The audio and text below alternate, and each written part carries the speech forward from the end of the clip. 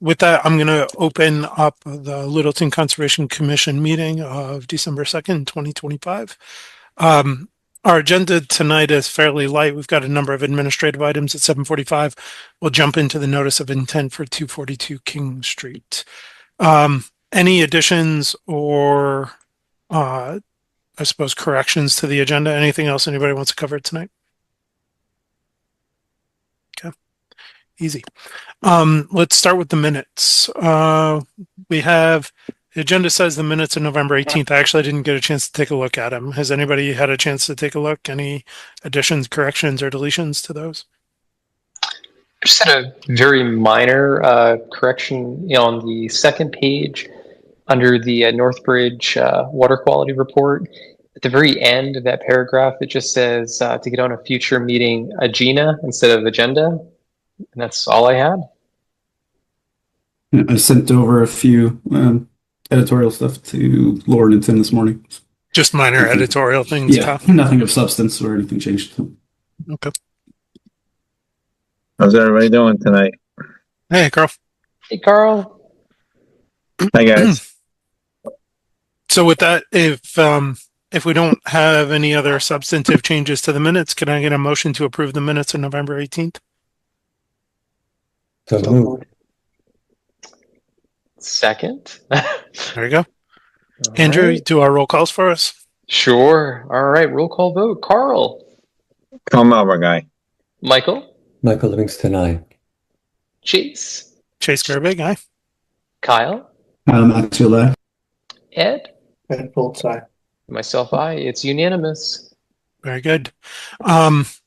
Tim, my ask of you here is to go through the administrative items, but if you can prioritize those things that are likely, and we don't always know, but likely to have sort of people attached to them so that we can help people move along with their night if they just have one administrative thing to sit through. Sure. They are relatively already scheduled. Kind of abide that. Sure. So we can start from the first one. Cool. So I will promote over Dale right now. If you guys can remember at the last meeting, you guys voted to ratify the enforcement order that was issued over at 172 Whitcomb. And Dale has provided a restoration plan, which he's going to review tonight. Very good. Let's see. Do we have Dale over yet?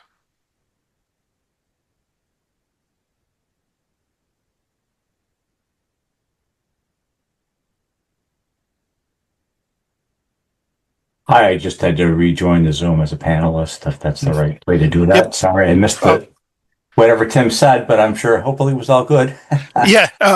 So essentially, Dale, I know a couple weeks ago you had already put together some framework of a restoration plan. I think what we're looking to hear from tonight is what you're proposing for a restoration associated with the enforcement order. And then we can, after we hear from you, we'll discuss it, see if there's anything that the commission thinks needs to be updated, changed, adjusted, and then we can either approve or send you back to the drawing board to make changes to that restoration plan. So if you wouldn't mind take us through that restoration plan and what you're proposing, appreciate it. Okay, sounds like a win. So people have had an opportunity to review the document that I sent. I take it? So presumably, I think you can assume that. And if we have questions, sure. We'll beg your forgiveness. Sometimes we miss details here and there. Well, I'm the one that's begging forgiveness at this point, so I understand that.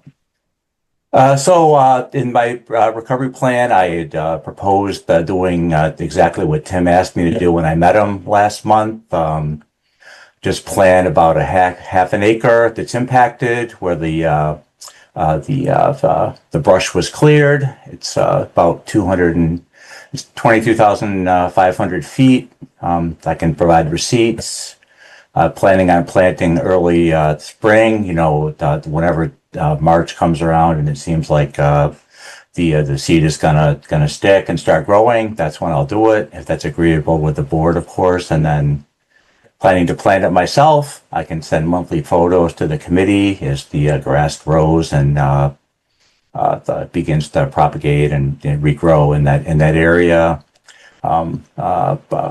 accommodate and support any inspections or follow-up visits as directed by the town. You're happy to come over to my property and walk around at any time you want, or once again, I can provide pictures as needed. You know, my goal is to be considered environmentally aware. As I indicated during our meeting last month, this would never have happened. I was unaware that there was town property involved or that this was protected land at the time. And needless to say, this will never happen again. My goal, once again, is just to get some seed going and, hopefully move on from this and be considered in good standing with the town, which is my goal. Any coordination or approval that's required by the board, I'll do that. If you want to come and inspect anytime, or I'll send photos again. In my the plan, I did provide some photos after clearing and photos before clearing, just to take a look at the the extent of the clearing activity and the brush that was removed. You can take a look at those at your convenience. And Tim had recommended, when I met with him, New England Erosion Control Restore Mix for detention basins and moist sites. And then I also saw something, it's a New England Conservation Wildlife Mix. So my plan is to buy sufficient bags to cover the half acre and go ahead and plant that in March. I provided spec sheets. Tim provided me with a website, recommended person to purchase this from. So my goal is to buy this mix in March and plant it and send photos, provide an opportunity to inspect, and once again I can provide you with periodic updates as the mix starts filling in with the area that was cleared. Okay. Dale, those photos that you provided were very helpful for me, who hadn't had a chance to go take a look at it. I think I envisioned something different from the sort of pre-mowing condition than what I saw in the photos. So thanks for those. Also, nice one with the double rainbow too. Oh yeah, you did look right. Yeah. Well, I mean, it's a beautiful piece of property, in all honesty, and my goal was just to maintain it and continue to have the natural beauty that we've always enjoyed in our backyard, and that's still my goal. So, Sure. Tim, I'd like you to weigh in on this first. I know Water Department had some particular thoughts on what they'd like to see for restoration. Could you illuminate for us? Is this consistent with that? Yeah, so the Water Department wanted to see a specific seed mix put down there. If you give me a second, can't remember what it is off the top of my head, but I can look it up here and I'll have it for you in 2 seconds. It was the restoration mix, as I recall, but I think it was the New England Wetland Wet Mix. Okay. Second, I'll pull it up here. Yeah, not a problem. Once again, whatever you want me to buy, I'll buy, of course. So they've got, New England Wet Mix. It's a wetland seed mix. I mean, this area where the clearing occurred, it's not like it wasn't underwater when we went out there. It's all floodplain, right? And some buffer zone. I think, honestly, a mix of the wet mix and the conservation wildlife mix would probably be good, given the area of where the clearing occurred.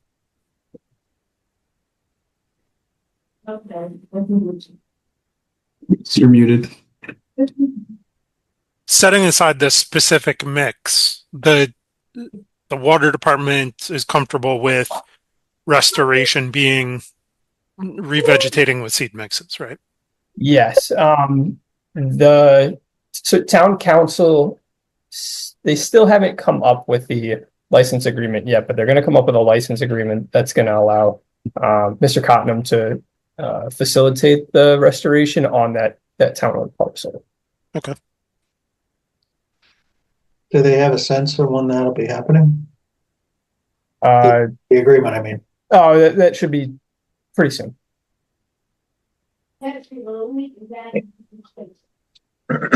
Commissioners, any comments, questions, concerns on this? I just have one comment. since the landowner wasn't sure where the property line was to town property, I would suggest that we put down some boundary markers where his property and the town property begin, so it's well defined. Something like stone boundary markers or something, Carl. Something, yeah, yeah. Just so we know for future. It'd be good for the town to know also, as well as the landowner. Are you suggesting that should be part of the remediation? I think we could make it, I don't see why we couldn't.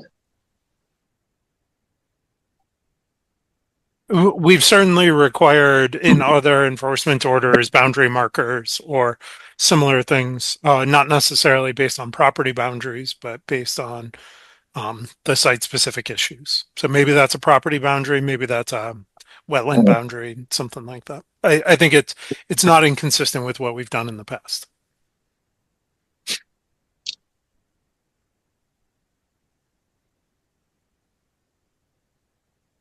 Anybody have any objection to this approach of revegetating with seed mixes and potentially, asking the property owner to put boundary markers on? I guess the other question I had, Chase, was prior to the vegetation being removed, was this land usable by the landowner? And is it improved now, even if we put a seed mix in? The seed mix is typically going to be, it's not necessarily trees. It's, smaller things. So I guess my question is, has the property been improved by the removal of the vegetation? I can comment on that, Carl. So just one piece to add. There were a fair amount of invasives encroaching that area from what we noticed when we went out there post-clearing. There was a bunch of bittersweet in the area to the point where it was pretty much covering most of the vegetation that was adjacent to where the clearing was. So maybe some invasive control as well on top of this seed mix restoration.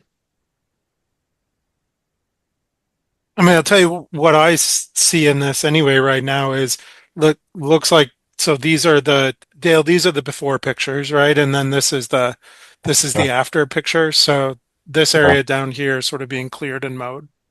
Yes.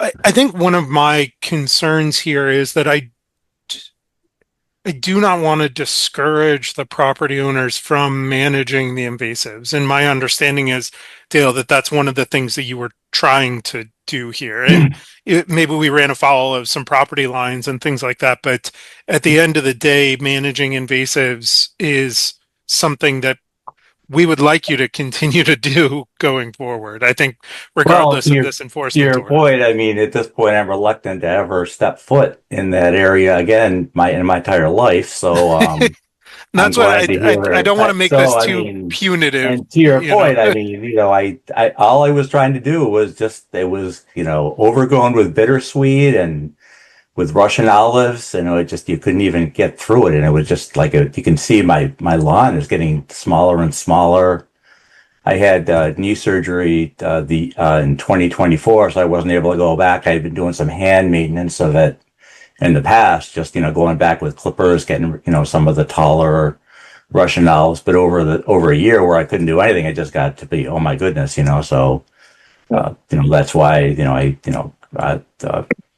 had an opportunity to have a professional come in and clear it for me, and it seemed like it. And in all honesty, I thought it was in the best interest of the town and everybody else, and get rid of invasives. And to your point, that was my goal.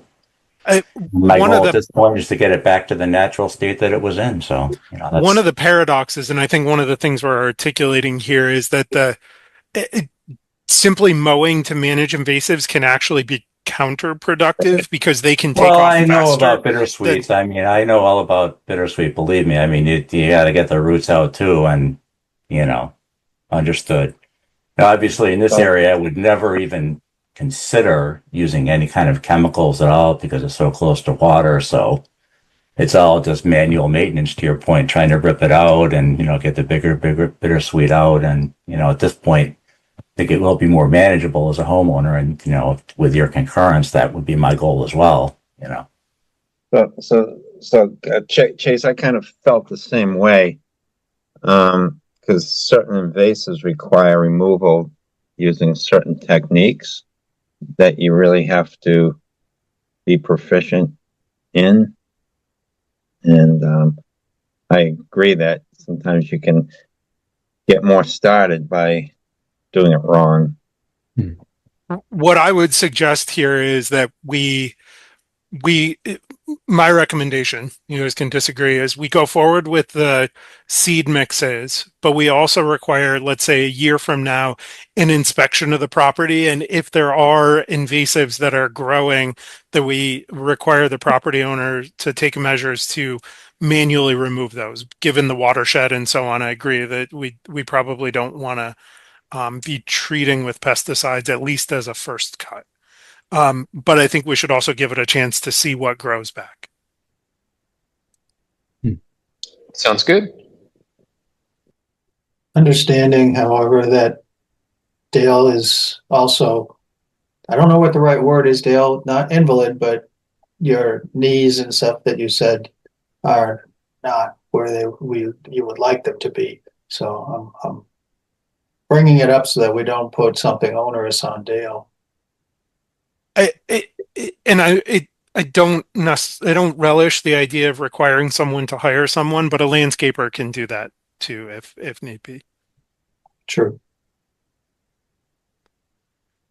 So let's go through it one line by line. Sounds like everybody's good with seed mix. Any objections to that?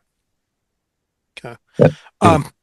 Thoughts on boundary? Chase, I guess as long as it's put down properly, it's just not spread, So because we're trying, we want to come back in a year and hopefully see some growth. Fair enough. So what I would say there is a seed mix. I would prefer to make it a seed mix approved by the agent. It sounds like we're still trying to figure out the right exact seed mix. And to be honest, I'd rather trust him to make that decision expediently than us have to deal with it again. But a seed mix approved by the agent and let's say installed with or deployed with the agent's concurrence, right? So Dale, we would ask you to check in with Tim next spring before you're going to deploy it. Let's make sure we're putting it out at the right time of year under the conditions that give it the best chance of growing and using techniques, deploying it in a way that is going to maximize it. But again, I'd rather leave that I'd let Tim and Lauren deal with that. Yep, absolutely. I'll definitely work with Tim on it. Not a problem at all. Caro, you okay with that idea that we put it on the agent too? Yes, 100%. Okay. So that's the seed mix. Boundary markers. We've talked about them. Do we want to require them or not? So I assume this would require the property owner to have the property surveyed, at least in those back sections, the back and the corner. I would think we could possibly skip a formal survey here and just do it with like a GPS tool. Those can be good to plus or minus a couple feet. The water department knows that he was obviously on theirs, but had he only gone a little bit over, presumably they know where their boundary is. So I guess that was going to be my question. Is this something that the water department could do? That might have the equipment readily available to do that and send a couple guys out there, be quick. I know that we've used this in other hearings and whatnot. With this being restored, and correct me if I'm wrong, but the restoration, the seed mix that's going to get put down, isn't just going to be from the property boundary onto the water property, right? It's going to cover both the properties. So I'm not as worried about putting demarcation down where he's going to be replanting a much broader area where I guess I'm not sure what the demarcation of that obviously creates a property boundary, and that's important at some point, but And I'm not sure personally, worrying about the boundary marker at this point. Dale knows he went too far. He's not going to do it again. I don't That want is a fact. I don't want him to have to incur any kind of surveying costs because those are very expensive. So I guess that's my thought, Ed. If we're going to require the property owner to incur costs, I'd rather see it be in the interest of restoration. yeah, Yeah, absolutely. exactly. Yeah. So Lauren and I can take out the iPad, and we've got a free GPS software that we use, and it's pretty good. We can go out there and just find the Yeah. point. I think that's all. I think that's all I'm looking for, is that we should easily be able to find those points. It shouldn't be difficult. He was trying to do the right thing. Maybe he didn't do it quite the right way. Who knows? He did hire someone to do it, so he's not the one that did it wrong. And so I don't want to see him punished, if that's even the right word. But you know what I'm saying? Yep. He's So- going to fix the mistake and let it go at that. So what I'm hearing is, like, Dale, to put some stones out that identify the boundary as identified with a typical handheld GPS and the associated precision. And Tim can help you do that. If you can't do it with your available tools. I have no problem. I think I have a lot of stones along the side of my house. I'll definitely be happy to put those in. Not a problem at all. Okay. And then the third element of this is long-term monitoring.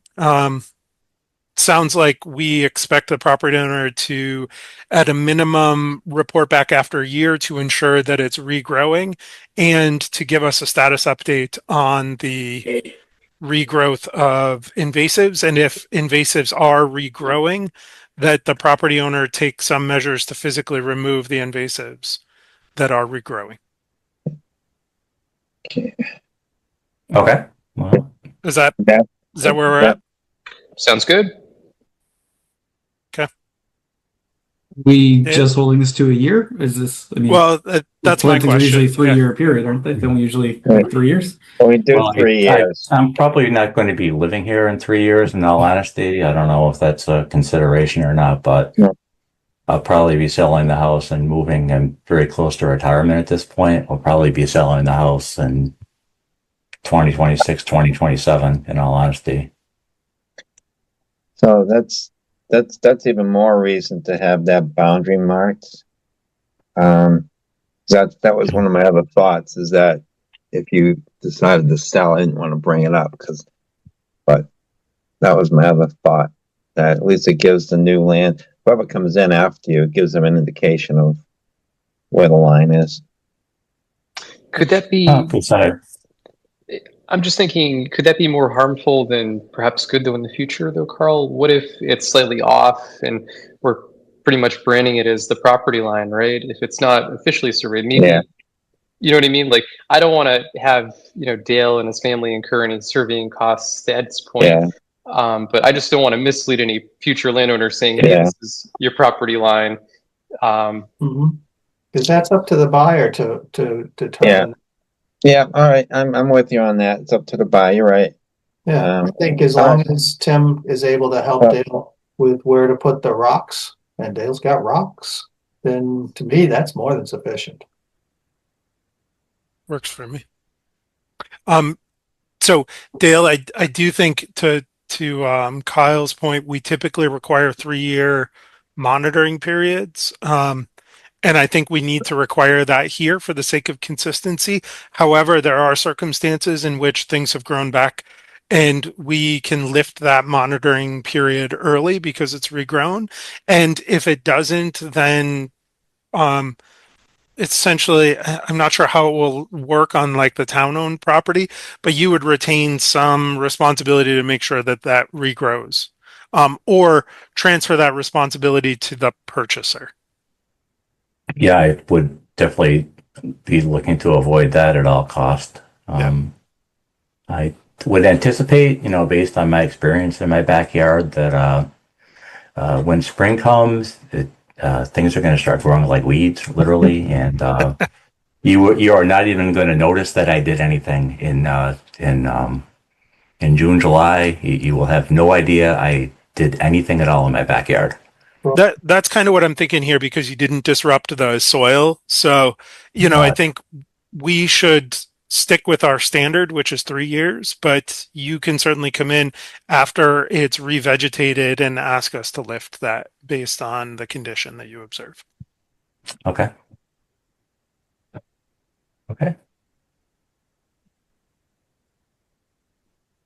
Okay, so Tim, I need to coordinate with you at some point and having you come out and just recommend where you'd like the markers to go. And then if you want to get back to me with specifically, what type of mix you'd like me to use, obviously I'll do that as well. So I'll touch base with you at some point over the next few months between now and early March. Sounds good.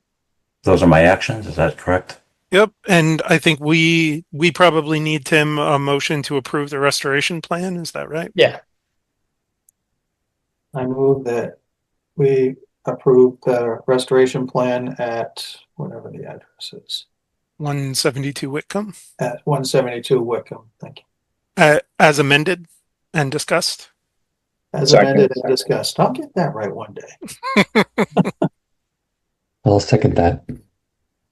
All right. Well, once again, I want to apologize. This happened, and sorry for inconveniencing you. And thank you for working with me to get this resolved. We'll get through it. Yeah. You were doing or trying to do the right thing, so I was, yes. yeah. We have a motion made and seconded. Yes, roll call vote. Ed, At full time. Carl, Kyle Malberg, aye. Chase, Chase Carbeck, aye. Kyle, Tyler Maxfield, aye. Michael, Michael Livingston, aye. and myself, I. It is unanimous. Very good.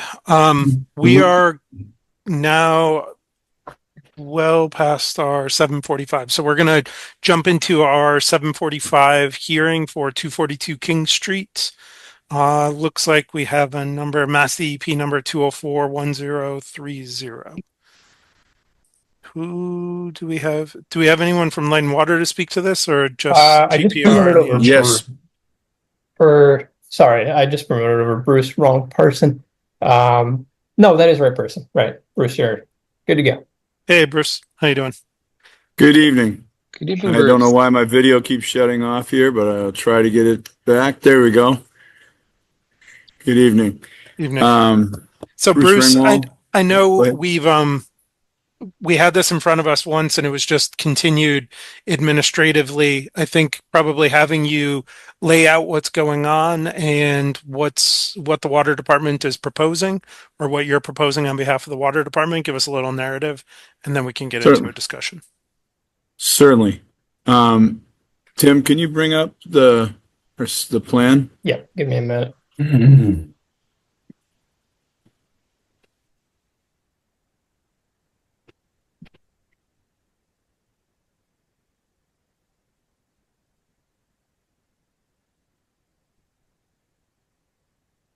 Well, Tim's bringing up the plan. You folks are, I think, familiar with the property at 242 King Street. Tim, if you'll zoom us into the locus in the lower right corner for starters, please. Sure, give me a second. Yep. I apologize that I don't have the ability of doing that this evening. I'm sitting in the foyer at Leahy Hospital in Burlington. Oh my goodness. Okay. Hope you're Well, Bruce, if for some reason you need to, we got push it. this out or something. No, we got this. We've already Okay. pushed it out. We were waiting for a DP number. We got that.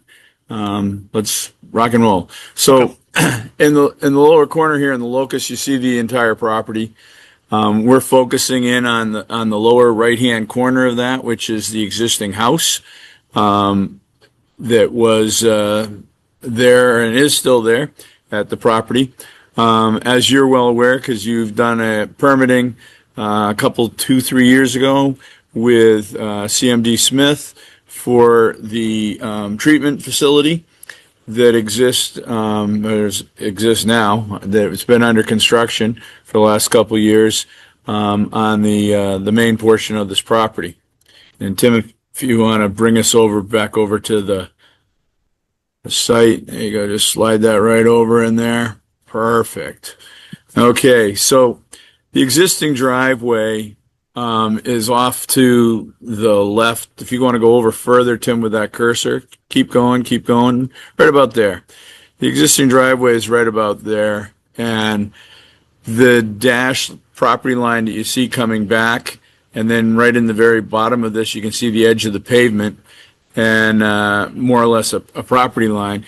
That is because of the Mass DOT ramp area that's a little further down the road starts widening there, and that is an area that is a part of 495 and a no access section of the land. The existing drive has been converted, the previous drive has been converted and aligned with the authorization of Mass DOT for the commercial use of continual access in and out for the treatment plant for the new town sewer. You can see right above where it says King Street, where it says STR and the street name, that dotted line comes back and aligns with the other line. That's the end of the no access zone. So we are right on the easternmost portion, or westernmost portion rather, of King Street that we can have access off of. And we did that so that we would be outside of the 50-foot no disturb zone, even though the area is previously disturbed as lawn. We didn't want to go into that 50-foot zone. We wanted to keep as far away as possible. There's only supposed to be 4 parking spaces here. One's actually a turnaround. And they're not even supposed to be numbered, but one of my engineers got a little zealous with it and striped it and did the whole 9 yards. But it's typically a driveway, and it's a big house.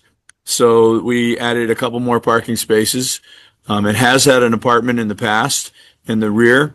So from that standpoint, we added, another parking space should a future owner want to have an apartment in it as well. The proposal here is that this property come off of the septic system, which you can see in the rear right corner of the house is where the existing tanks are. And then right behind that is the leach field. The leach field will stay where it is in the ground, but it'll be disconnected from any effluent from the house. And the dark circle that you see right on the corner is the location where an E1 pump system will be installed for a force main to tie in this property to the treatment facility, which is right next door. Also, we'll be removing the pool and its impervious area, which is partly in the 50-foot no disturb zone and partly out of that 50-foot no disturb zone. And the yellow line, I'm sorry, if I got the right lines here. The red line is the 100-foot buffer. And the 100-foot riverfront rather. And the next dash red line is the 200-foot riverfront. And the yellow line that you have in through here is the 50-foot. And then the other solid yellow line is the 100-foot. There you go. So we're removing, also have already removed under the other filing, but part of this site was the driveway and this whole area of pavement that is on the side of the house here. On the left side of the house, the water department already removed that area from here. And that's outside of the 100-foot buffer. And, well, a little corner of it in the back is in it, but it's outside of the riverfront and outside the 100-foot buffer.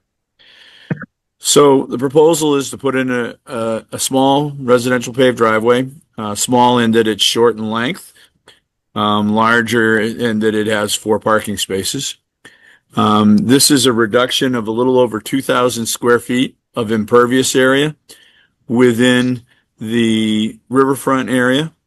And I don't know the exact amount, but it's a reduction within the wetland buffer zone as well. And staying outside the 50-foot buffer zone with all of our grading. because it is a reduction, we're put in this driveway and we've put in a small ponding area. We did not put in a pre-treatment, typically because pre-treatment is designed for commercial uses and much larger uses, and this is a driveway. And as I say, we've reduced the impervious area within the riverfront by over 50%, down from over 4,000 to, let's see, I'll give you exact numbers here. The impervious area right now is 4,970, and the proposed change would be 2,460, of which 175 feet is within the right-of-way, and 2,235 feet are within the riverfront area. Let's see, what else do I have on here? We have submitted also to the planning board because we are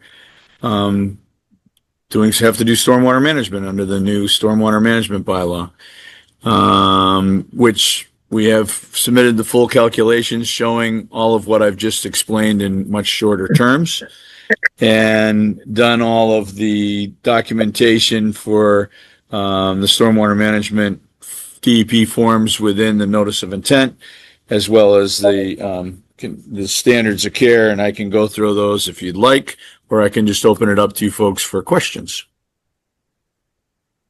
My recommendation here, Bruce, so let's just go to questions and then we can tease out what might need more exposition based on those. Sounds great to me. Commissioners, what questions do we have here?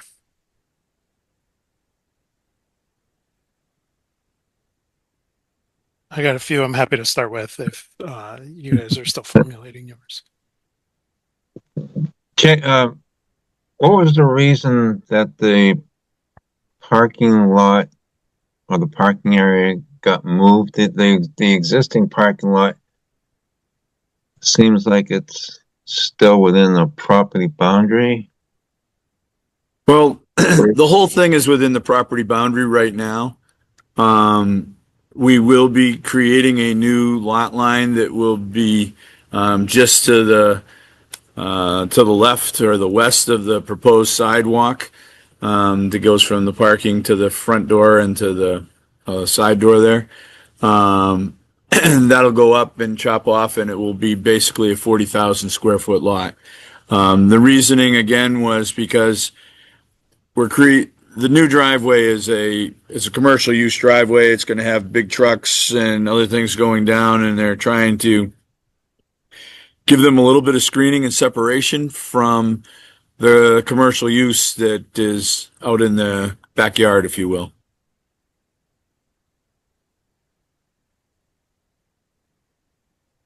Okay, thanks. You bet. You guys okay if I jump into my questions here? Sure. Let's start with the resource area delineation, Bruce. I saw you gave us as part of your package the wetland field data forms. I didn't immediately, they may be dated and I just didn't see them. Are we relying on a new delineation, or is this associated with the delineation that was done for the treatment facility? This is the line that was done by CDM Smith, and the data that we submitted was data taken from their notice of intent package, done by CDM Smith. It's the exact same line, and it was reviewed with you folks previously, so we're actually still within the 3 years of that, and the line's the line. Tim, could you, if you're okay with this, I'd like to ask you to just take a look at it and make sure, go back in that record and make sure that we actually approved this portion of the line.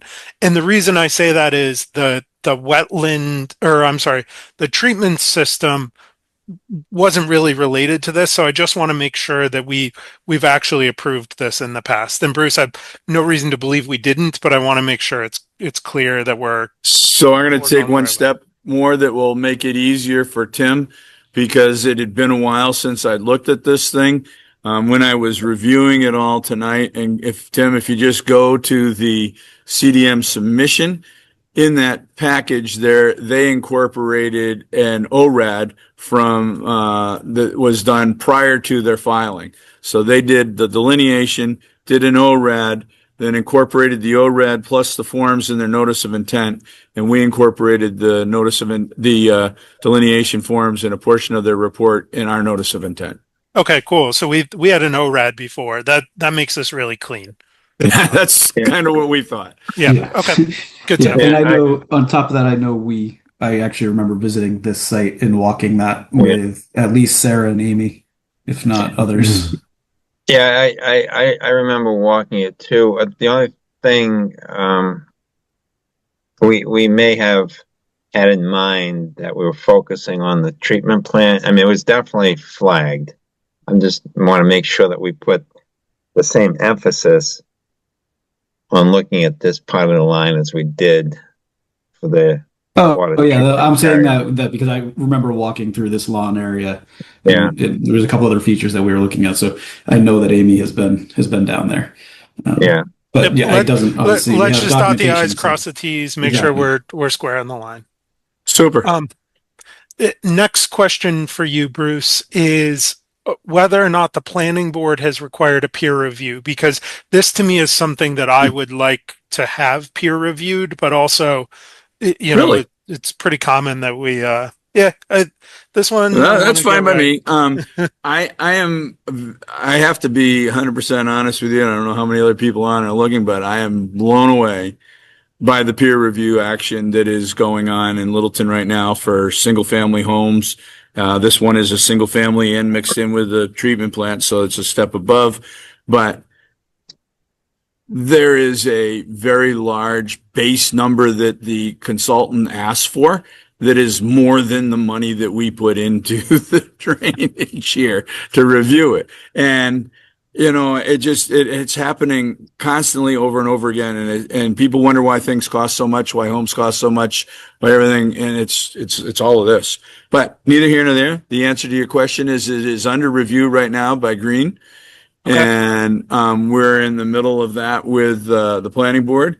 They just before Thanksgiving, I think the day before Thanksgiving, completed their review. To be quite honest, have not looked at it, because I've Sure. been spending an awful lot of time here at Leahy myself, and there's a lot of other things that are going on. So I have a continuation to the 15th with the planning board at the moment, and I've got to dig into Green's stuff and see what they have.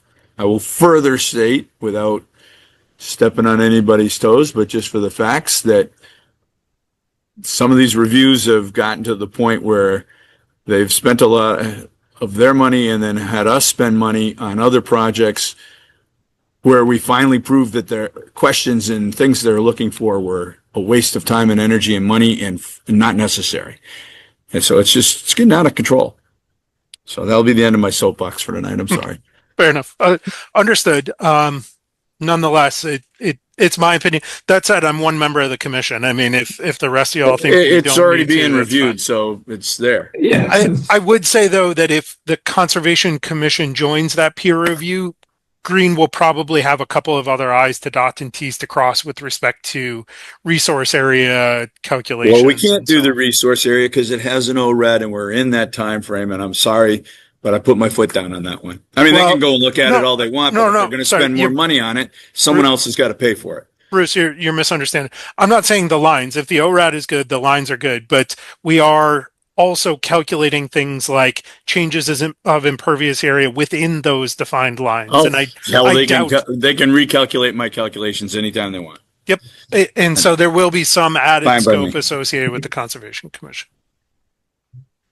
Commissioners, your sense on whether or not you'd like to have this, whether or not we'd like to join the planning board's peer review on this?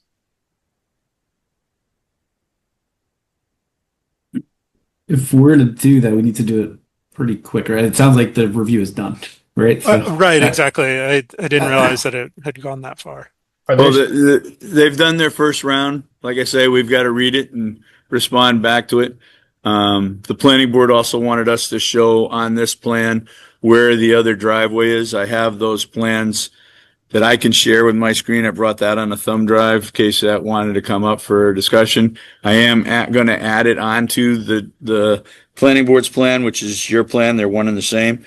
I will be adding that on, so you'll have that to see. It sounds like we're going into a continuation anyhow, so you'll be seeing it in a revised plan. If you guys decide to join in on planning board's peer review, are there specific items that you would like me to ask Green to include? I am particularly interested in ensuring that we are, it's standard stormwater condition stuff, minimizing the runoff of the site. So it's nothing that isn't going to be obvious. Like, do we really have enough capacity to contain a 1-inch event? And are we really going to get infiltration that we expect, and so on? And one of the questions I have, Tim, and I worry always about any infiltration structures on single family homes is we may have the necessary infiltration in the ponding area right now, but I always worry about those, particularly where they're right next to a driveway, and snow is going to get pushed into that area, and it's going to end up full of silt and sand. Whether or not we actually are going to have the infiltration in the long term and the capacity in the long term to achieve the stormwater standards in those areas. That's my big concern here. And it's always my concern with single family homes.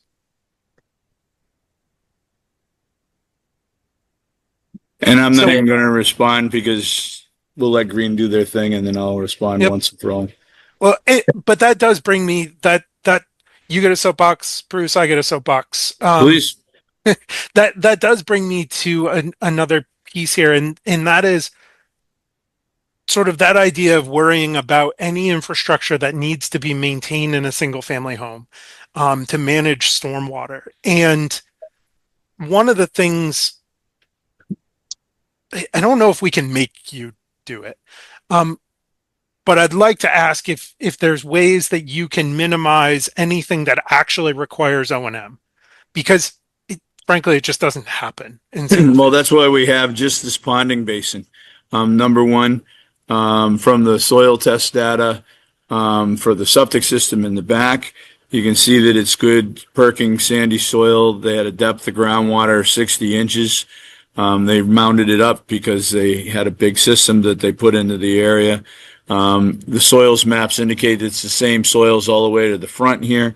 We did not do a test hole in the lawn in the front area here because we felt it wasn't necessary. We had it been closer number, but we're essentially we're holding the existing ground grade as the bottom of the basin, or actually half a foot above it to a foot above it as the bottom of this little basin area. So we're basically just building a berm.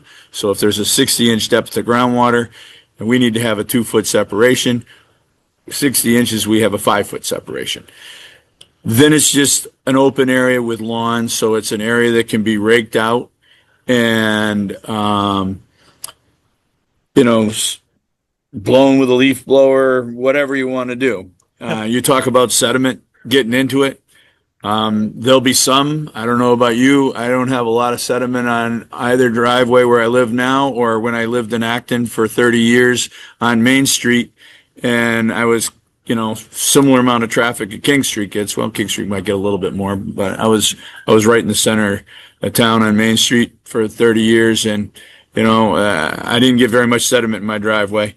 I mean, Bruce, this is an area where we're right on the ramp to the bridge over 495. If there's one place in town that gets more sand than anywhere else, it's right essentially right here.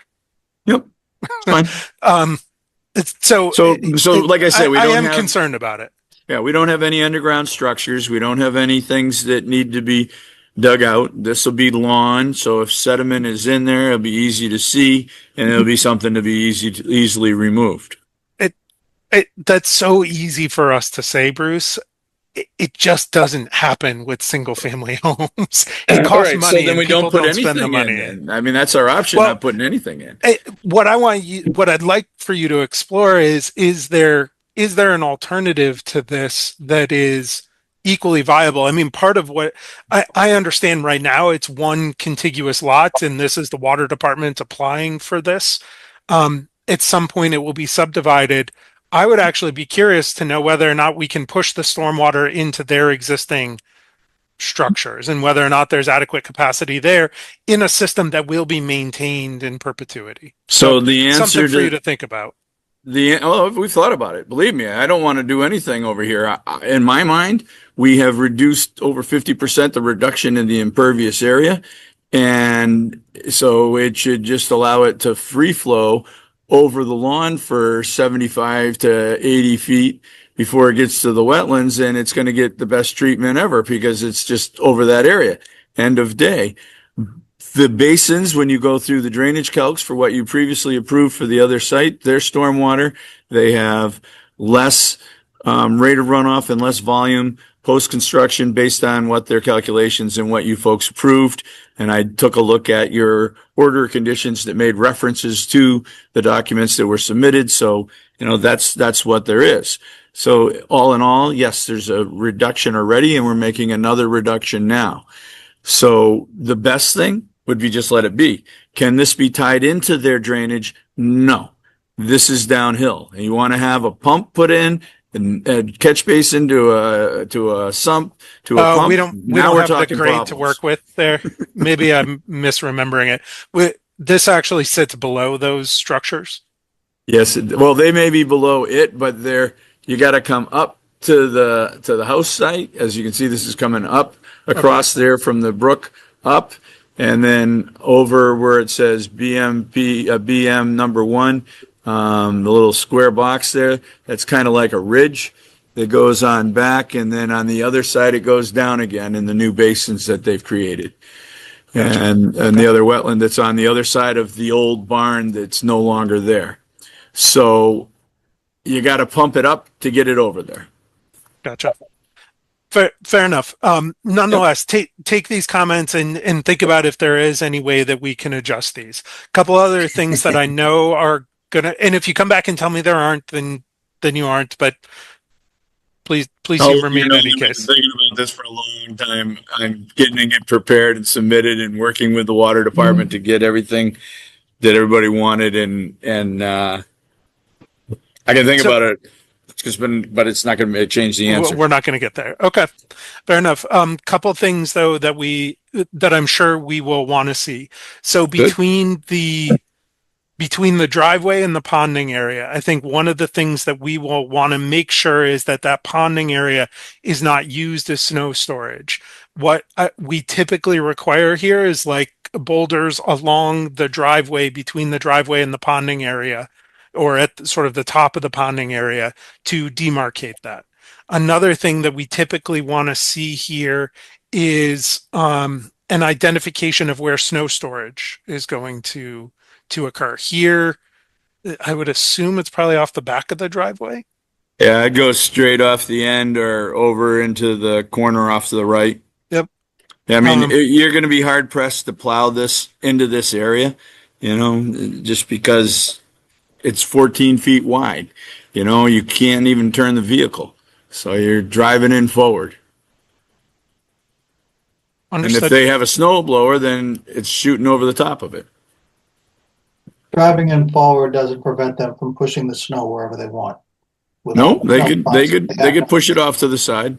Yeah. So I think we also are going to want to understand, it looks like we're talking about taking out the existing pool. Is that correct? In the existing pool shed? That's correct. And the deck all around it. So another thing that I'm sure we're going to want to understand there is, and if it's in here and I missed it, I apologize, what the replanting plan is there, because at least a portion of that is just lawn. Okay. What about the cedars that are coming, or the cedars that are sort of demarcating that, staying in, or are they coming out? They're staying. Okay. All of the trees, are they all staying? The trees are staying. Okay. Can you explain the retaining wall area? So, there's a little retaining wall where those X's are. It's about a foot high. It's coming out. We're just going to grade it off. And you're not going to kill the tree in the process? Nope. Actually, we're going to help the tree because we're getting rid of that retaining wall that's right up against it. So let it have some air. So because that's within the riverfront, I would suggest we have enough jurisdiction there to require you to put some sort of demarcation boundary around that so people don't kill the tree in the process, something we've typically required in Sure. other circumstances. Not a problem. We have. And I would argue the same with the removal of the existing pool, the trees to the plan east, and actually, I guess it's probably the south here. The trees to the right of the existing pool, Bruce, will want a condition or will want notes in the plan that those will be protected as well. Essentially, snow fence or something to demarcate them within the drip line of the tree. It's an extensive footprint that we're worried about. What'd you say, Kyle? Yeah, within the drip line, right? Within the drip line. I feel like people just wrap construction fence around the trunk and call it good and say, yeah, it's protected. Well, if we go around the drip line of this tree, I think it's only an 8-inch tree, but I think it extends, if memory serves me right, over the retaining wall, and then we won't be able to take the retaining wall out. So we have to work together on this to make it work. Yeah, of course. There's obviously the give and take. But the desire, the desire is for the construction crews and others not to get too close to the tree. So once you take the retaining wall out and you put the protection in, then that tree should be protected. 100%.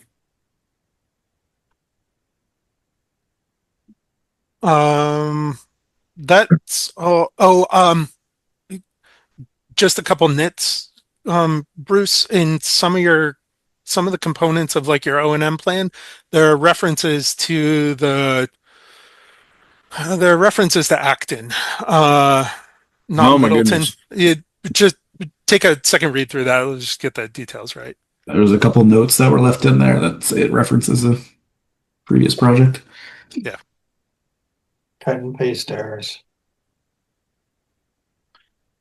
That's all I've got for right now, but I do want to see the results of that peer review. Oh, sorry, I monopolized that for 10 or 15 minutes there. But.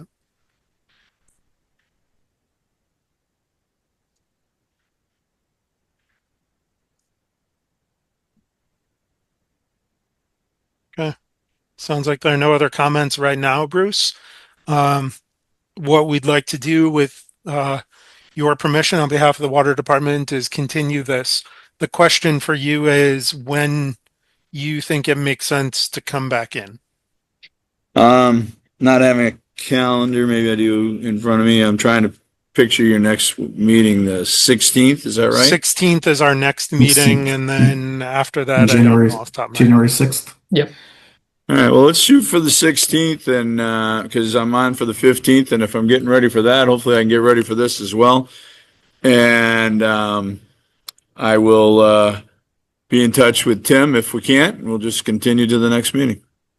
Very good. Anything else?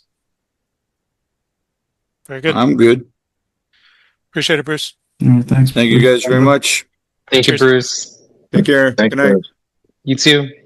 Chase, I do want to take the administrative discussion, going back to that. One of them out of order and just Yeah. do- because I think It's gonna your be show real- now. You take real it in whatever quick, order and makes we you do have- happiest. Yeah, I think this one will be quick, and we do have somebody here to talk to it. So we're going to skip ahead real quick to the Browns Woods pollinator garden. We have Melissa Cranmer here. While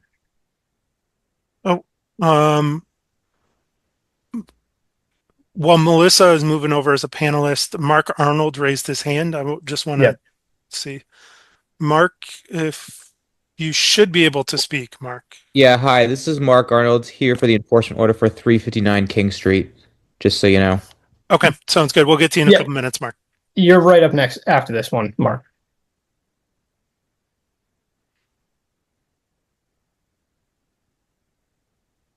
All right, Melissa, I'm promoting you to panelist, and if you don't want to do that, I will allow you to talk. So you can go ahead and just review what you're requesting from the commission. Okay, can you hear me? Yes, we can. Good evening. So you said panelist. If you want me to be a panelist, that's fine. I think you're fine here. I think this works. Okay. I wasn't sure. Okay, so I'm on the LCT and I'm a land steward, and I think it would really be great to put a pollinator garden at Browns Woods. I have pictures. If you want to see where, it would be in the front. Tim, would you be able to post some of those photos I sent? Did you send me my email? Yes. I can go pull them up. If you have them ready on your computer, if we just promote you to panelist, you can share them. If not, it's just going to take me a second to go pull those photos up. I'm just going to push Melissa to a panelist so she can share it. Sounds good. I think Melissa might actually be a panelist now, if I'm looking I was correctly going to say here. she's showing up as a panelist on my view. So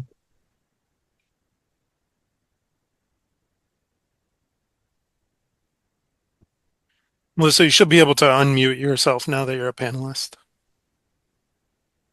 Okay. And then you should also be able to share your screen if you'd like. Okay, let's see if I can get that on there.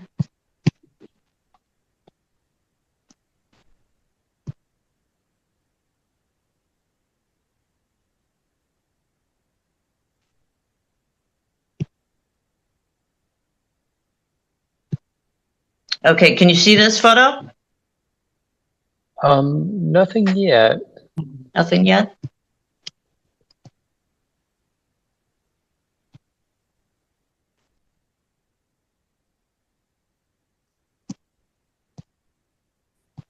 It doesn't seem to be working.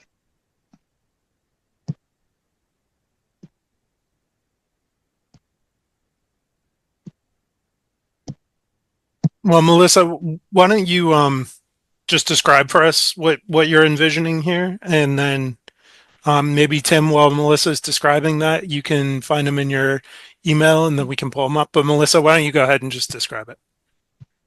Okay, so it would be, a native garden pollinator for all the at-risk pollinators right now. Monarchs, the rusty-patched bumblebee, the Bombus ferretus. Very, very important to get another garden, I think, in town. All the, it would be a monarch way station.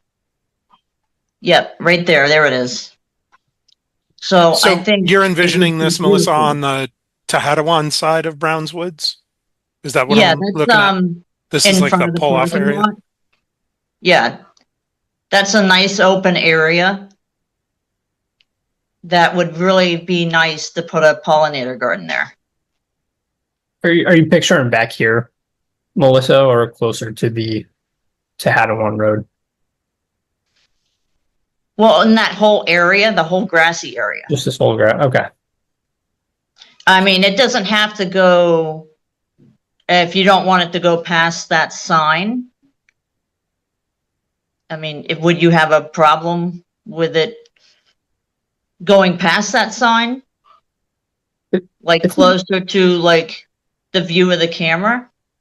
I think we probably want it, and now, Commissioner, you could speak if you think otherwise, but I think we probably want it on the far side just so that the sign is visible from the road, from people. Oh, yes. I wouldn't, I'd make sure it didn't obstruct the sign. Melissa, do you have a rough dimension planned out for this, or are you still kind of working on that? I did measure the area, and it's approximately 50 feet by 30 feet.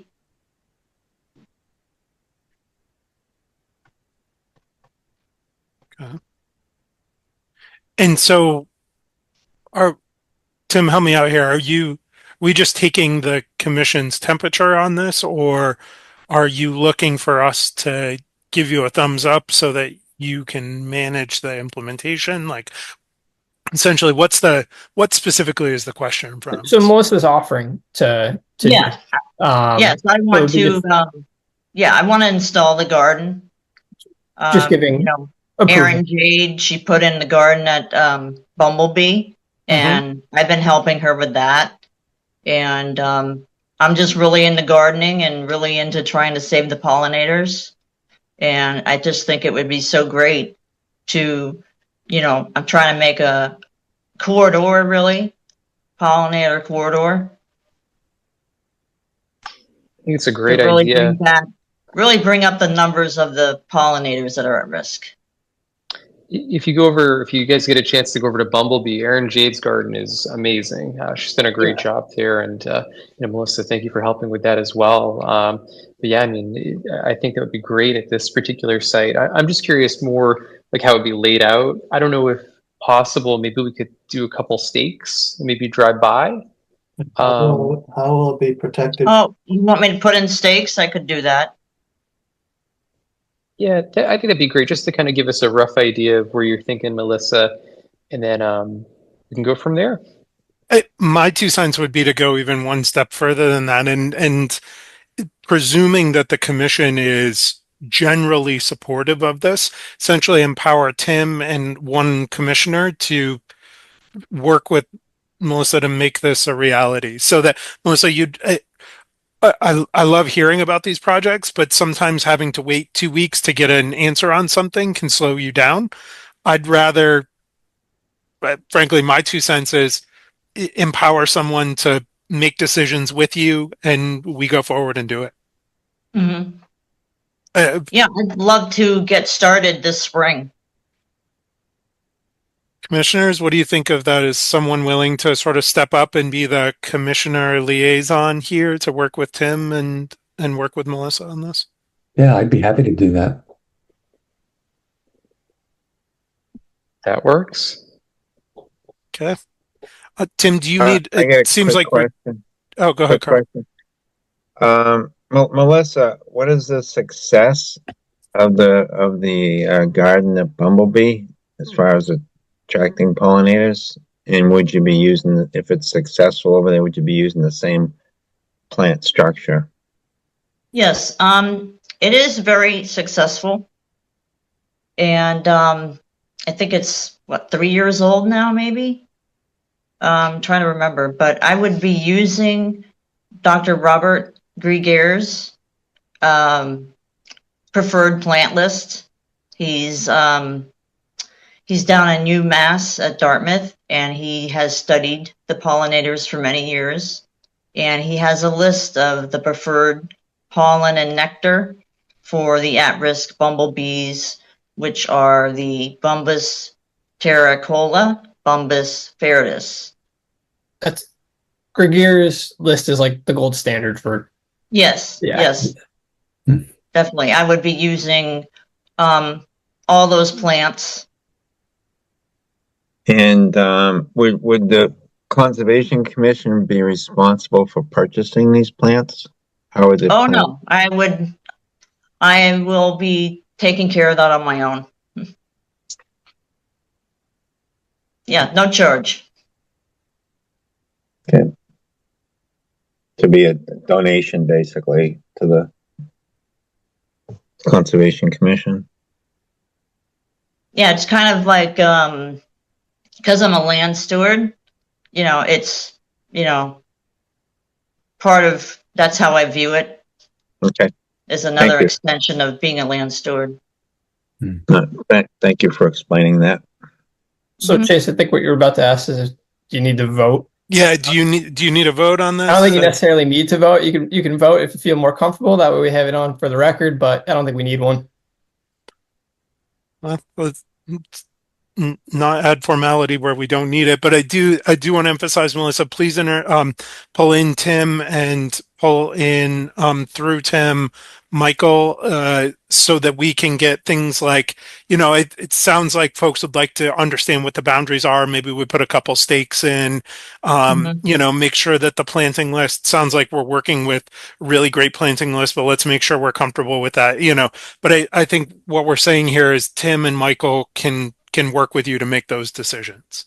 Okay. I'm happy to help as well if you need a third wheel here. Thanks, Andrew.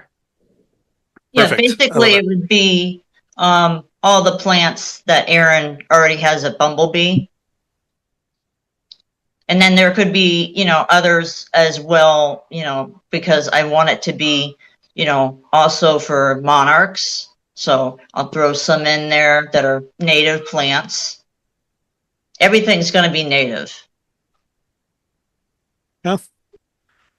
Well, thank you very much, Melissa. This is a very generous offer, and I greatly appreciate it. Yes, thank you.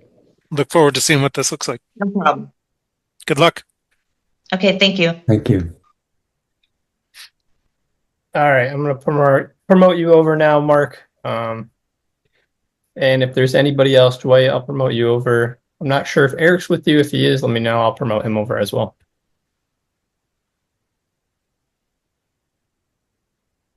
So, Tim, once they come on over, looks like Mark's over.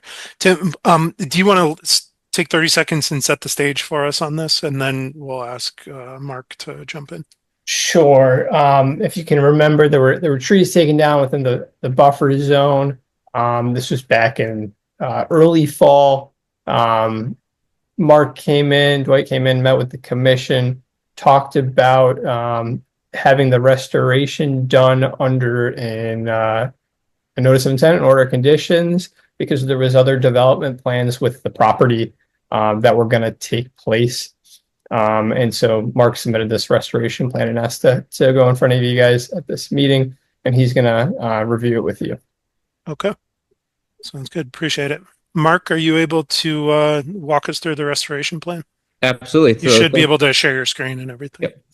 There we go. Thank you, Tim. Appreciate that quick summary. So thank you so much, Commission. We appreciate your forbearance, allowing us to kind of take a little bit of time to get this restoration plan before you. What you're seeing before you is taken from an existing conditions survey plan of the property, including the recent wetland delineation, and shows the buffer zones, which allowed us to clarify, which trees were in the buffer zone, which ones were definitely outside the buffer zone. We also surveyed any stump grinding piles, which are these circle dashed areas, because we don't have a stump there, but we did have a circle of stump grinding, so we identified that to be a tree that was taken down.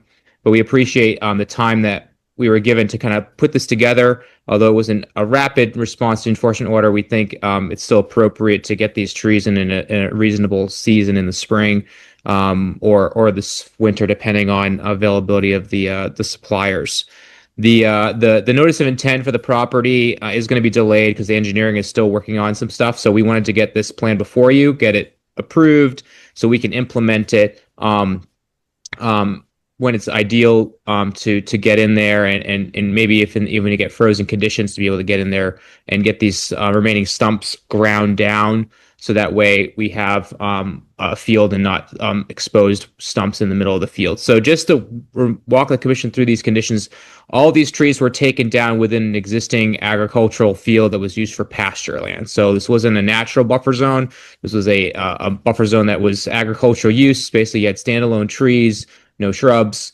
A lot of these trees were in decay, also leaning a lot and significantly. So in the next 5-10 years, a lot of them probably would have fallen down naturally just because of their condition.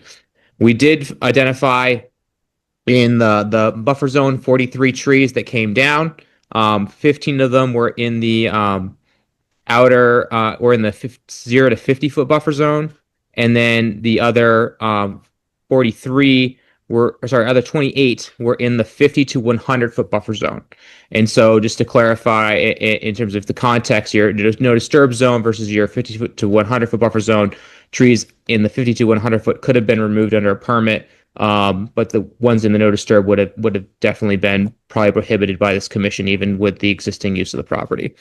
We do have a pretty robust planting plan with some very large species, which are proposed. So we have river birch, tupula tree, black narcissa, and then we have also shrubs coming in as well to kind of create a multi-layered kind of edge to the edge of the little drainage area that's kind of along the field here. So we've got 2-inch caliber trees coming in, and 7 to 8 foot tall trees. So we're very large tree species. And then we're also adding in clumps of shrubs at 3-gallon or 2-gallon pots. And basically, we've clustered them basically along the wetland edge of the field to kind of do two things. One is kind of pull things further from the agricultural use, which is just likelihood of damage from even just animals. Even if the trees are healthy in 5 years, you could have livestock damage the trees, and also just kind of impacts the whole nature of the property. The goal is to kind of create an upland meadow here that is robust, and the owner does want to kind of enhance that area by creating more open field space, which is a great habitat for a lot of wildlife species. So the plan is to plant along this wetland edge, basically to kind of create this like hedge area along here. It's all existing fields, as I previously stated. And again, we lost 43 trees, and we have 9 rare birch, 6 tupula, 7 narcissa, and then we've got over 20 to 30 shrubs going in there as well. So that's our plan. We'd like to get them, again, installed pre-spring time, so that way they're in and able to take during the next growing season. And we do also want to grind the stumps that are remaining, just so that way the field can be kept a field and not have stumps that could be obstacles to livestock just walking around and potentially harming them.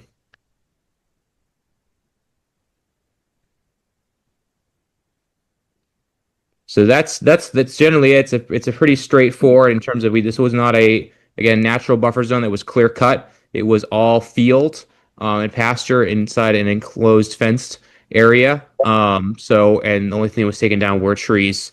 Again, many of them being decaying and also leaning significantly.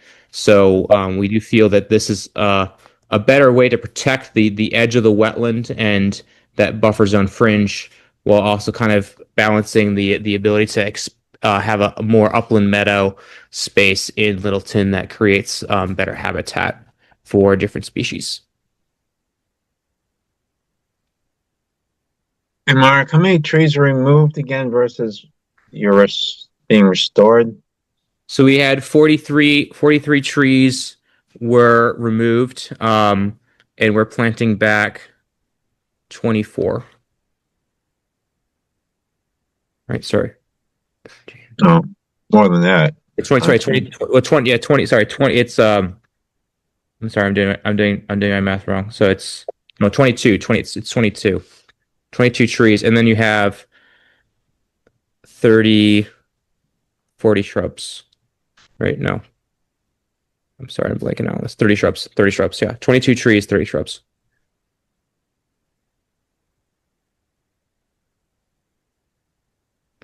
Can we go back to the beginning for a second, Mark? And maybe this has already been resolved and I'm just late to the party. You have up to Plan North, what you've labeled as an isolated vegetated wetland and non-jurisdictional. Yep. Have we agreed that that is in fact non-jurisdictional? There hasn't been, I don't think, a formal review. However, we're very comfortable with that being an isolated area. So we did soils and everything else, and it's just an area that's a little bit wetter. There's a little more groundwater, a little higher there, and the soils just get better drained outside that area, and that's why you don't get your hydrology further down. We did look at the areas pretty closely. We do know it's a field, so we have to look at soils pretty heavily. So we did a lot of soil augering to confirm that area is isolated. Tim, has the commission looked at those? And do we have your sheets on those site inspections, Mark? Or on those soil characterizations? We've not submitted those. I know we do have on file with the owner the wetland border report for the delineation, and I'd have to see if we did. I don't know if we did a data sheet for the isolated wetland. We probably only did one for the wetland, the boring vegetated wetland flags. Here's why I'm asking. I think before we even get into what the right restoration is, we need to agree on what is jurisdictional and what is not. And I'd really like to see the data sheets essentially between that wet area and our resource areas to confirm that that truly is isolated. And before, in my mind, sort of discussing the restoration plan, although I have a lot of problems with that too, it's not relevant until we agree on the delineation. Yeah, I agree. I agree, Chase. We need to have eyes on that. So I think here's how I'd like to do this if the commission is good with this.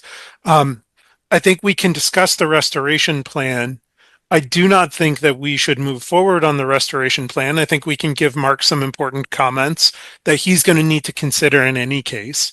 But I would really like to see the data sheets, and I would like to have Tim have an opportunity to go out and confirm this delineation in the field with you, Mark, or one of your colleagues, whoever would be appropriate, to confirm that that really is a isolated vegetated wetland.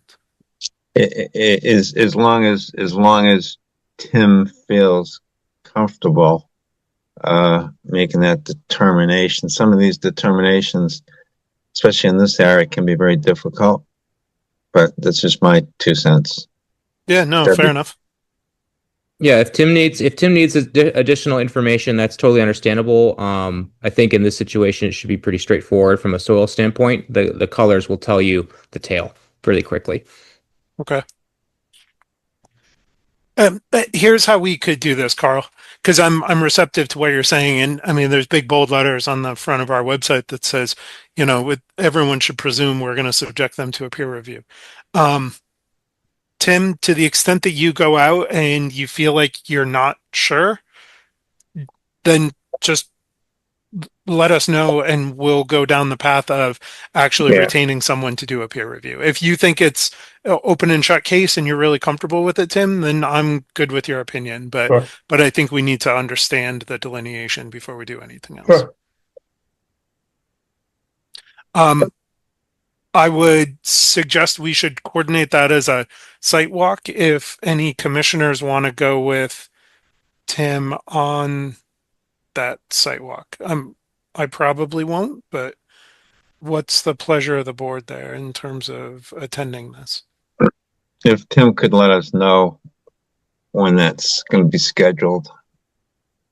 So let Tim schedule it with the applicant and the property owner, or not applicant, with the property owner and their consultant. And then Tim, you just let us know when it is, and we may attend with you.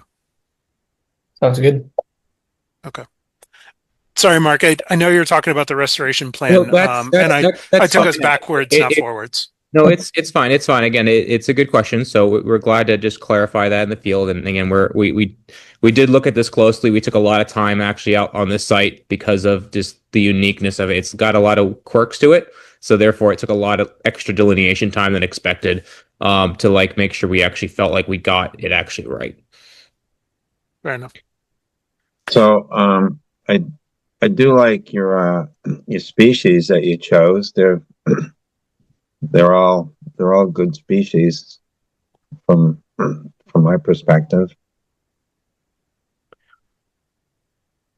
Carl, what do you think about concentrating all of the plantings? Oh, it's going to be my question. That's why it wasn't spread along the entire riverbank or wetland. I have some concerns about that. And the other thing is tulip tree isn't necessarily a wetland species from my knowledge base, unless I'm wrong. We're planting on the edge of the wetland, so it's a transitional zone on the field. So it's moist, but it's not wet and dry either. So it's kind of a transition there. So we kind of wanted to mix it up in terms of the species there, and also be animal friendly. And is a tulip tree even native to this area? It's more of a southern species, isn't it? It is still native to the area. We did talk with the landscape company that the owner works with, and we did go back and forth a little bit. So they thought this was a good palette for what was available, and also they knew they could get in some 2-inch caliber trees, which are pretty large trees. I mean, they're very large. These are 2-inch caliber trees are typically over 10 to 12 feet tall when they go in. Just as we're talking, Googling, the city of Northampton considers tulip trees to be native, right?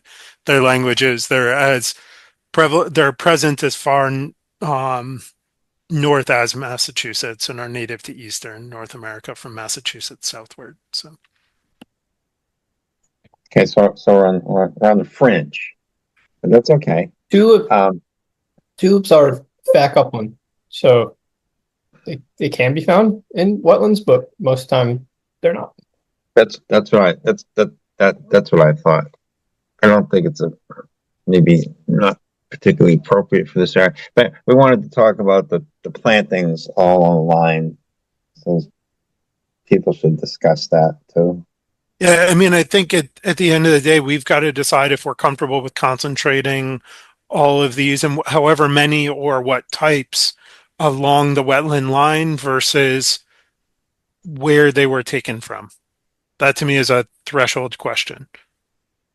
So just for context, the trees in the 50-foot to 100-foot buffer zone could have been removed by a permit under notice of intent. So there's no prohibition for tree removal.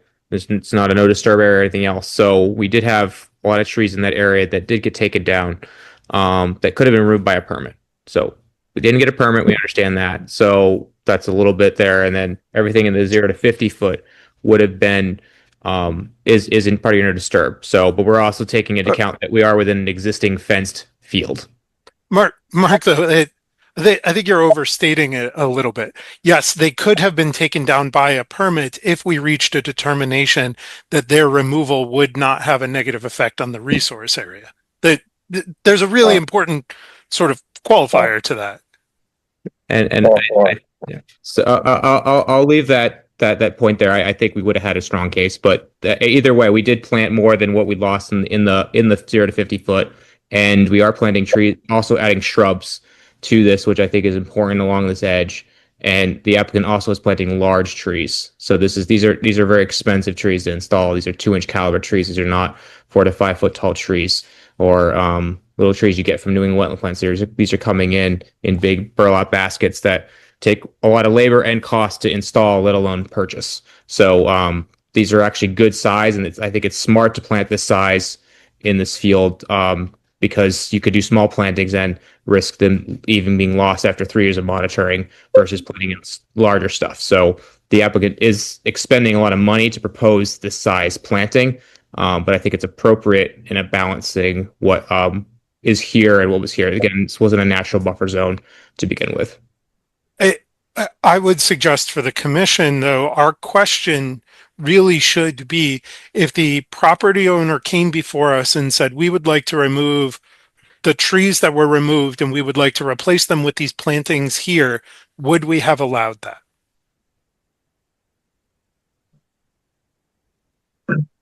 Probably not. So why would we allow it after the fact? The way we look at tree removal, I would say probably not, Chase.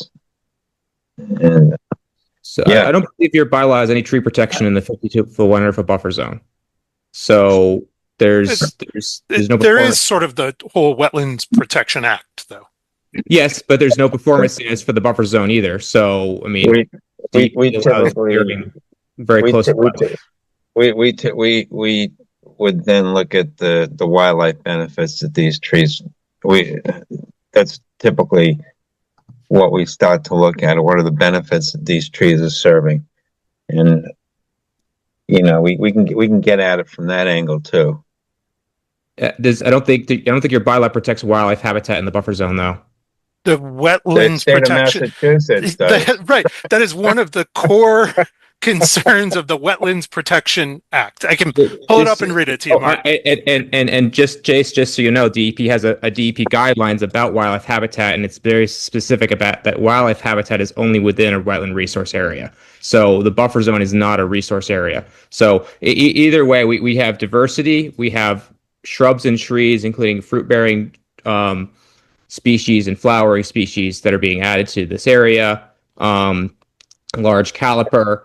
And again, if this was a forested buffer zone, spreading them out would have made sense. I think putting them randomly in this field would just not be a prudent result in terms of long-term longevity of the vegetation, the plantings, and restoration, and it kind of enhancing the net buffer zone ability to be drawn away from the wetland line versus spreading them out and having the maintenance as it is in the fields, and the potential for in the future, in 5 years, one tree dying or being cut by or hit by a machine, and then you start losing stuff over time. So this kind of creates a hedge, which I think is more definitive than spreading things out, and it creates harder for policing in terms of long-term management of the property. So that's kind of why we thought this was actually a really prudent way to kind of manage and also restore and provide some enhancement that here, while also again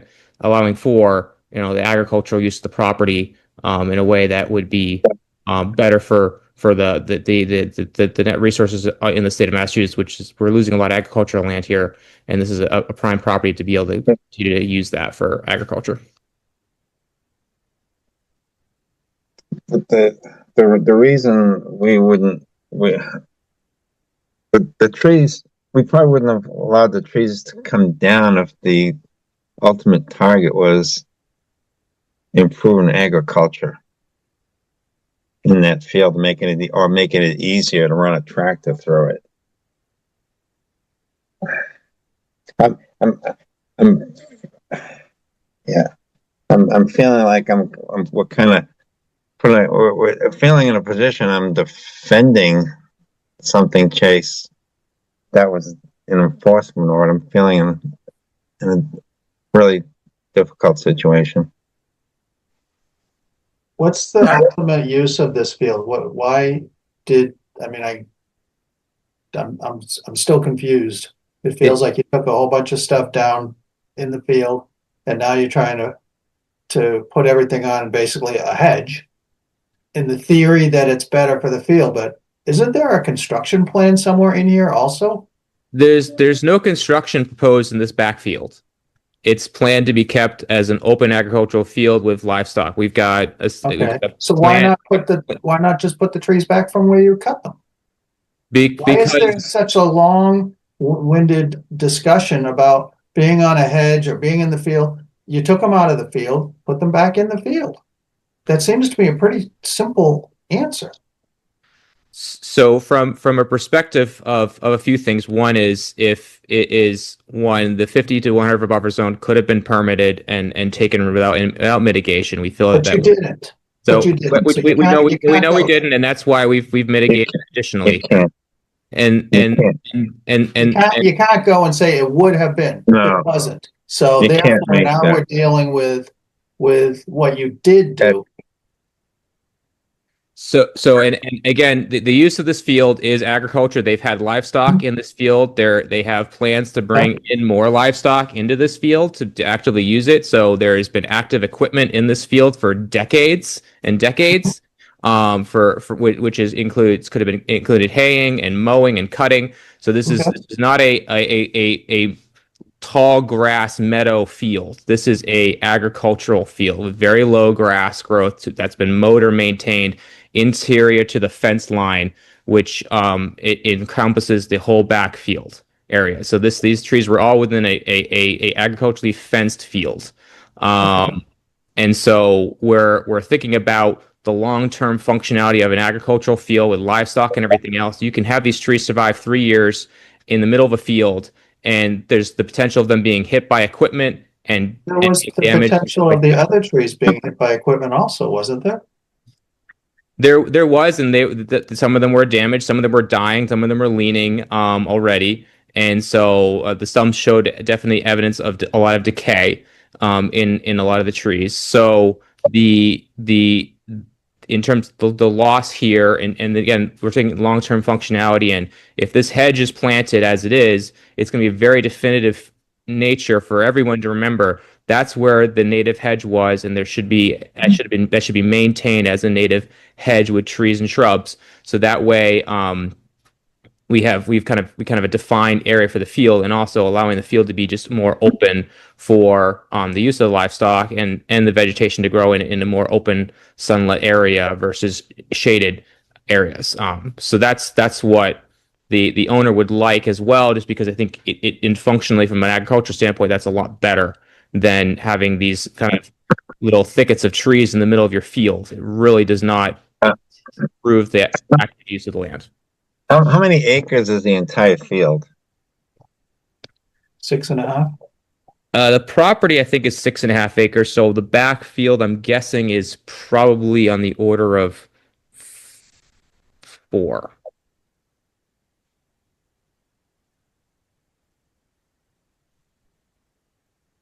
And the land to the top of your street has already been developed. That was probably all old farmland. It's all been developed into single family houses and yards. And so the plan here is to not develop this back land at all.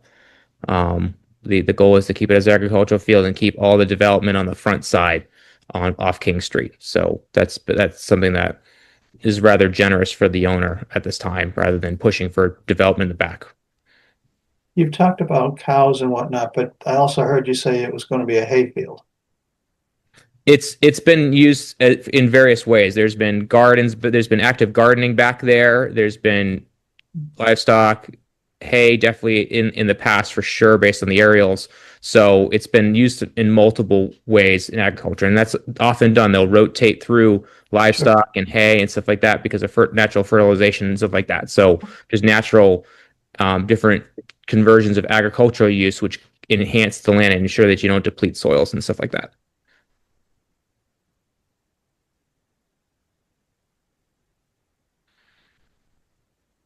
So I think to the chair, I think at this point, I think the comments we understand your comments. We know the delineation needs to be looked at. So I think at this point, I think we can take this under advisement with the owner and come back with you with maybe some compromise here.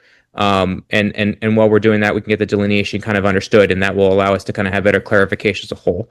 But we appreciate your comment, your time to understand. Let me hit one other topic, Mark, and I just want to put this out there for another thing for you to think about, and that is we are typically requiring restoration of trees on a 2 or 3 to 1 basis. We are often flexible around that in terms of trees versus shrubs. I think it would be important for you with your client, the property owner, to consider the replacement ratios that you are utilizing. I think, at least me personally, I'm receptive to the idea that you are using more mature trees. That maybe gets you closer to 2 to 1 as opposed to 3 to 1. But I would ask you to look closely at that, because you're also, while you're using larger caliber trees, you're also replacing a lot of those trees with shrubs, which is good and important from an ecosystem perspective, but it is not often, let's say, a 1-to-1 replacement. I would also note that we have historically and will continue to look at trees that are, let's say, not in great health as vital components of the habitat, right? Yes, they may be dying. We've even looked at dead trees as being vital to habitat consideration. So I don't think in that process, when you're looking at replacement multiples, that you should discount trees that are dying, given their important wildlife habitat considerations. So with that, I don't think we need to debate that, but that is something that has been historically very important to us in terms of restoration. And I would expect, if we continued this discussion, would be important here. All right. Thank you so much.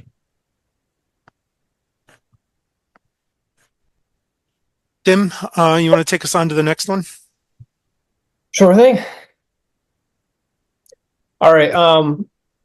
Next up, we have Beaver Brook Fishing Access at 97 Mill. We have Jerry Cavallo here to go through this brief presentation. So I'm going to Hey, promote Jerry. you over, How you doing? promote you over now, Jerry. And if you'd like me to share my screen, I can pull it up if you have it on yours and you want to go through it. Yep. If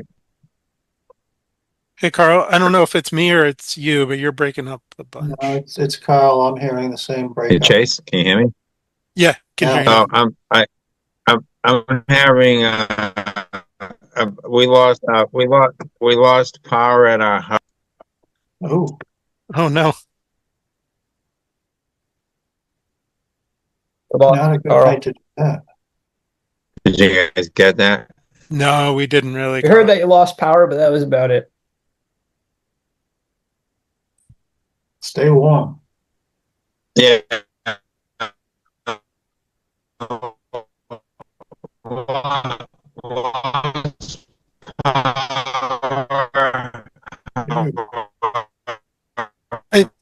I don't know, Carl, if you can hear us, but I think what we're going to do is we're going to let Jerry discuss this Beaver Brook trout fishing area, and then maybe we can come back. Hopefully your connection stabilizes. Jerry, you want to run through this real quick for us? Okay, assume you can hear me and see me. Yes, I'm sir. Jerry Paulo, 8 Uplands Road. Myself and a couple of other old timers, Bill Schmidt and Jerry Portante, have been eyeing this Harley area for a while because it's so unique. And as you can see the picture of it, I flashed a little, you can see it's a quick moving stream. And we would really love to protect the habitat there and also to get access to it. So when we heard that Power and Light had bought this property, we went to the Power and Light commissioners and we pitched basically the same pitch I'm going to give you now. And they were very concerned about security. They've had some incidents at their location on Route 2A and also that whole data thing. And they are really concerned about security, and they didn't seem interested in having anybody close to their stuff. So let's just go into it, and then I'll address some of their concerns. So let's see. So the objective, what we want to do is create a trout fishing area at 97 Mill Road, which is lot 31, which is the outside lot along the stream. And that achieves the Mass Fisheries preferences for stocking trout. In other words, Mass Fisheries has looked at this area, and it does contain trout. Now, we talked to the Light and Water Company because they're developing Parley. But if you look over on the right here, you guys in Conscom are really more than abutters. You own, if we follow this line, you own both sides of the stream through most of this property. So it's appropriate that we talk to you about what our plans are as well, and then we come up with a solution. I still think what I would like is for, as the Power and Light Department develops the property, they make any improvements. I wouldn't be asking Conscom to make improvements.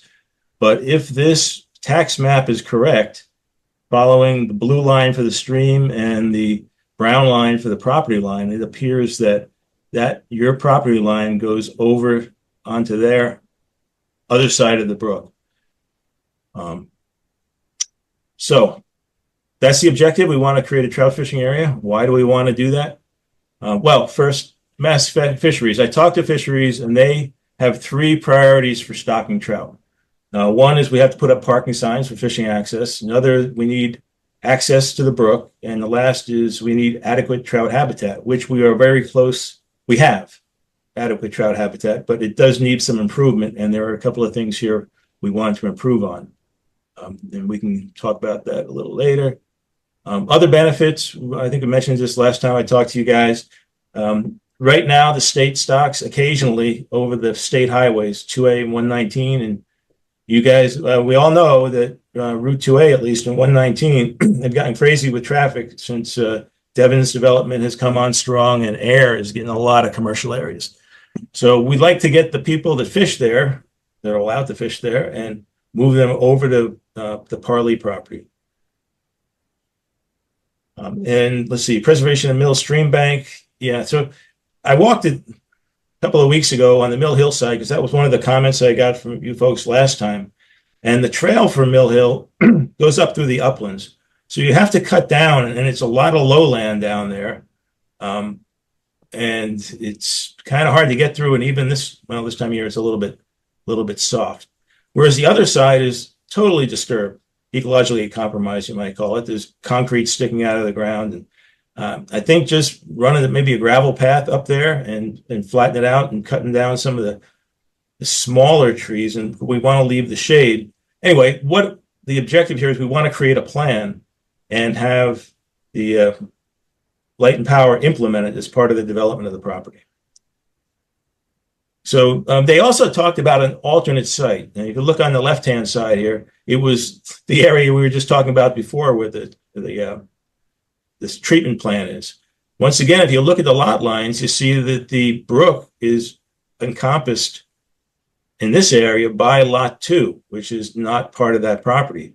And once lot line goes over to the other side, that's significant wetland to get to the stream. So it would be very difficult to get access there. Jerry, where are we looking here? Help me out. So you can see the slide with the 2 red blocks on it? Yeah. Okay, so brook access on private property. I'm looking at this brown line here, and I got this from the assessor. 242 King Chase. That's King that's 242. Oh, right where okay. they came Where in. they're putting in the electric batteries. Gotcha. Okay. No. This is downstream of that. This is where we were just talking about. I thought this was the Harley property, the edge of it. So the Light and Water guys last time said they might have an alternate site, and the discussion was this would be an alternate site where they would allow people to fish. But I just don't see how that's possible. But the biggest thing, if you look over on the right, the highlighted area I have here, Mass Fisheries did a survey of the stream, and they found the area up by Parlee has the potential to hold cold water fish. And what they mean by hold water fish is that they put them in the spring, they can last the year in that water. And there are improvements we want to make to that water, but that's a whole different story. But right now, it holds trout year round. So we really like the Parlee property for a number of reasons. This area, which they had talked about down by the sewage treatment plant, really isn't good trout water. It's not very accessible. And I don't know if the neighbor would want people on their property. Okay.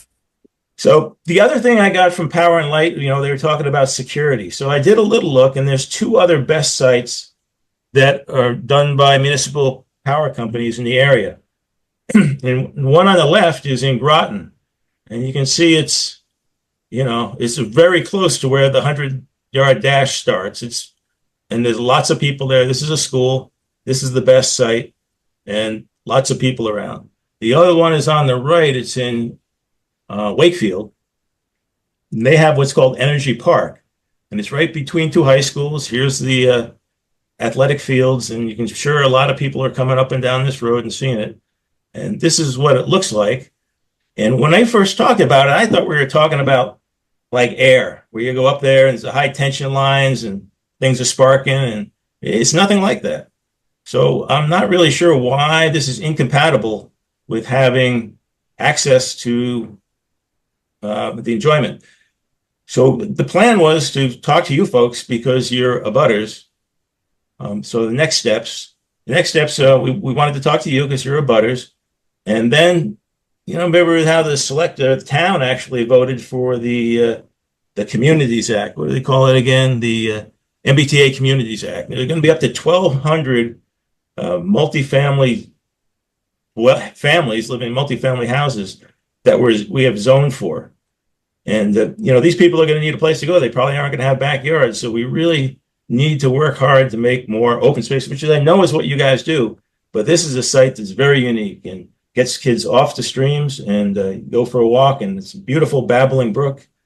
And so that's what we want to do. We want to have Power and Light do the work. We want to jointly with Conscom, as the first bullet says, Power and Light, Conscom, and the Littleton Fishing Club. That's me, Bill Schmidt, and Jerry Bertante.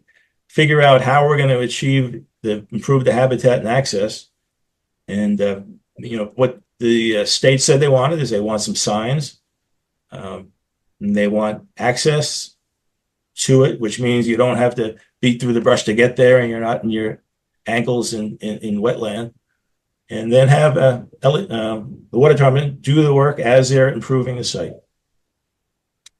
And then we will notify state fisheries folks and have them stock it once a year. And it would be a great recreational. I'm not a big partaker in put and take fishing, but I'm thinking when I was a kid, I loved it.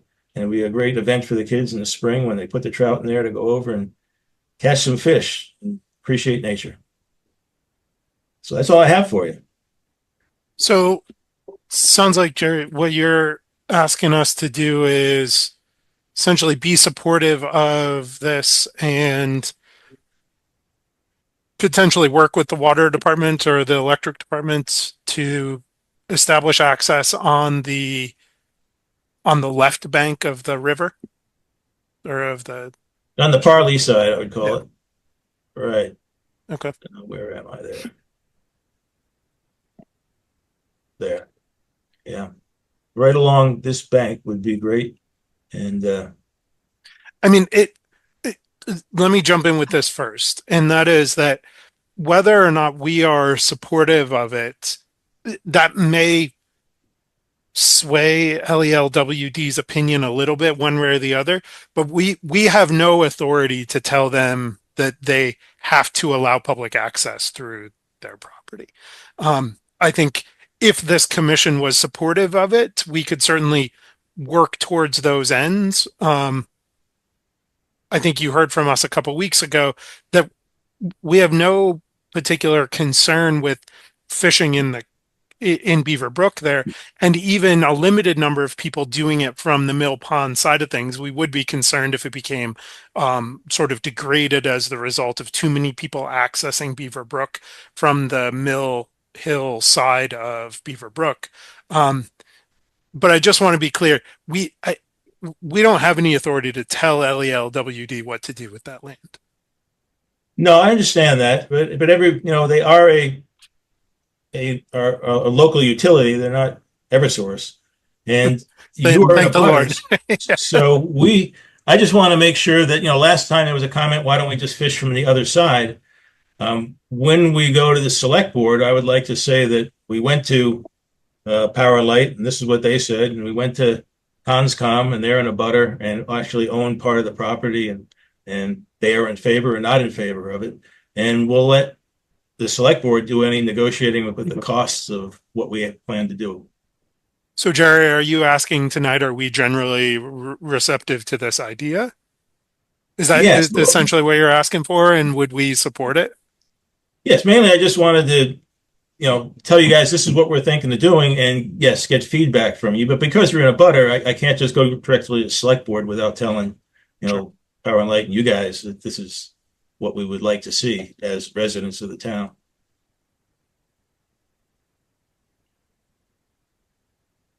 So real quick, my 2 cents here, and I fully support this idea. I would love to see, I do think they stock. Can you hear me now? Not really, Carl.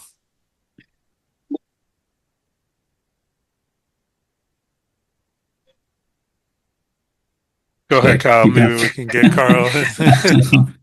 Okay. So again, as much as I do support this, and I appreciate you kind of doing some research on other facilities, these best facilities, I don't think we're looking at apples to apples with that compared to what we have here. My main concern is opening up access to this with the vacant building structures and potential for, I mean, I get that it's open now. It would be trespassing if somebody were to come onto it and access it, but we just don't have that yet. I would like to think that if we're allowing people onto the site to fish, it's good stewards of the town and of the property. I'm not super excited about opening, saying, hey, the town has access, public has access to this property. Come check it out and do some fishing. And then people are just going to fish. I just don't believe that would be true, unfortunately. And then that's going to be LELW's or WD's liability concern, right? There's just so much going on this property that isn't a maintained, structured, fenced off best area. Understood. Yeah, and we wouldn't invite anybody to go over there. It's not my place. I don't own either sides of the brook. When the time was right and we had a plan and we executed the plan, we were ready, then we would make some sort of announcement that it was open for people. Yep, I totally, and I'd be one of the first ones down there to use it. So what I'm hearing you say, Kyle, is sort of where I'm at, which is if LELWD could come up with a way for them to be comfortable with access, I'd be all for it. It's a tough parcel to work with. Yeah. Mute Carl. There we go. Thank you. I like the idea of people having access to fish. And honestly, I don't really care if LELD wants us there or not. If it's not on their land, they don't have a say about it.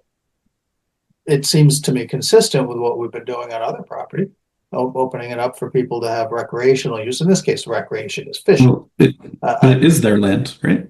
Well, I know. I thought I heard Jerry say that we owned both sides of the river or stream.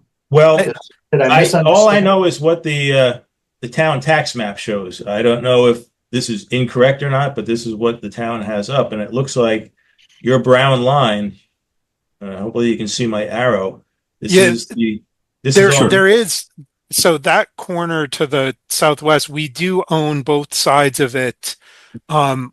Over by 495, because I took a look at the town GIS as we were talking, because that was a surprising revelation to me. And there is actually a little spur, but in order to access that side of the bank, you'd still have to go through water department or light department property to get there. So to the extent that we make that sort of part of your proposal, Jerry, I think what you're hearing is we would be supportive of that little, whatever it is, 5,000 square feet being part of what you're proposing. You still have the access issues to get to it. Figure out a way to get to it.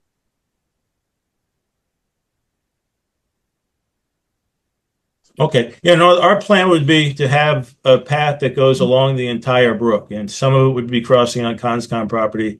If you go there, you'll see it's, like I said, there's concrete sticking out. There's all sorts of debris from 50 years, or actually ever since 495 was built, I guess, is when they moved that mill over there. But it would really need to be cleaned up, and you would be improving the habitat, not hurting the habitat, by building a pathway along the Parley side, be it on your property or their property. I mean, Parley was dumping a lot of stuff on Conscom property.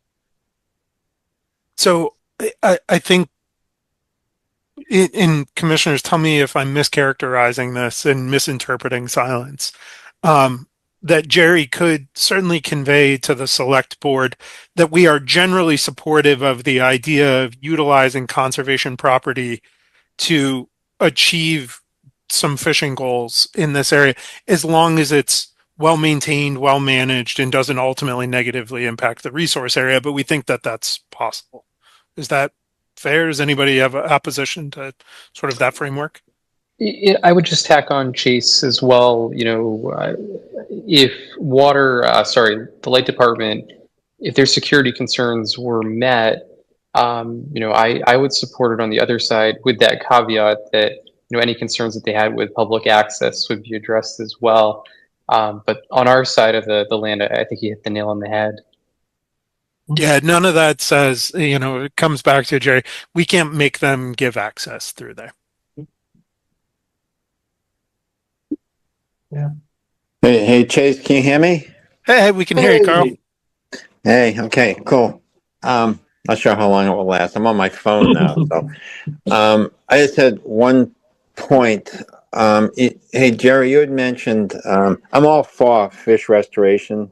By the way, I think it's great, and then we don't have much of this going on in our town. You did mention potentially placing trees and twigs and rocks and things like that in the stream to improve habitat, which I know is something you do when you're restoring trout habitat. But that would be, just want to let you know, if you mention something like that to the select board or to us, that would require permitting. things like that. So just want to let you know, but I'm completely for, restoration if that's the course you want to pursue. There are lots of logs. None of that would have to be done. Nature already did it. We just do not want to take them out of the water, I guess is what I'm saying. Because, So, Jerry, what you're saying is dead trees laying on the ground or in the stream have important wildlife and ecological value. Is that? yes. They harbor bugs and trout eat bugs. 100 for trout restoration, 100%. Yeah. Also gives places for the trout to hang out because it's little deep pools.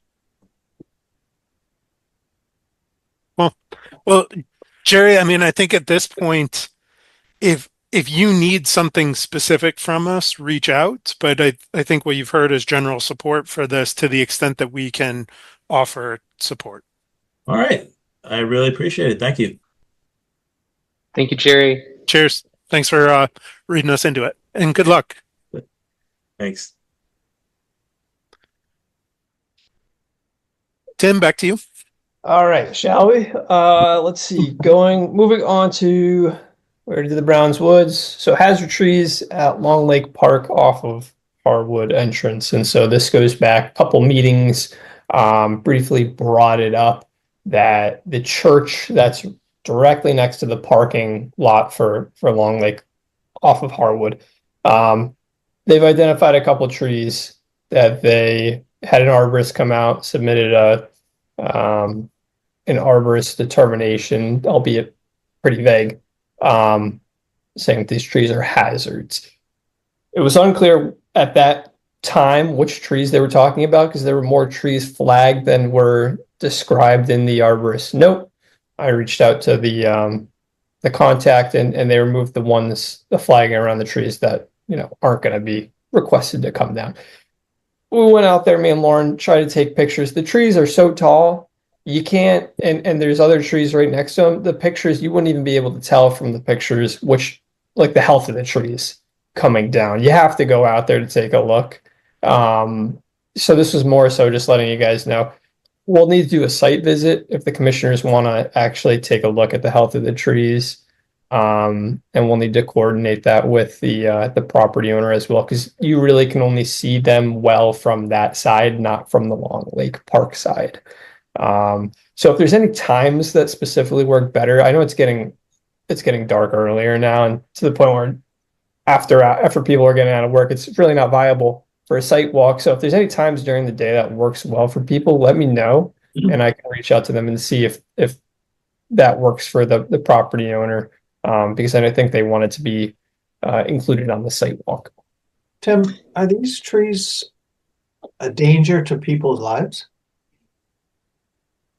Or is it just I feel comfortable giving my unprofessional opinions since I'm not a certified arborist. I get that.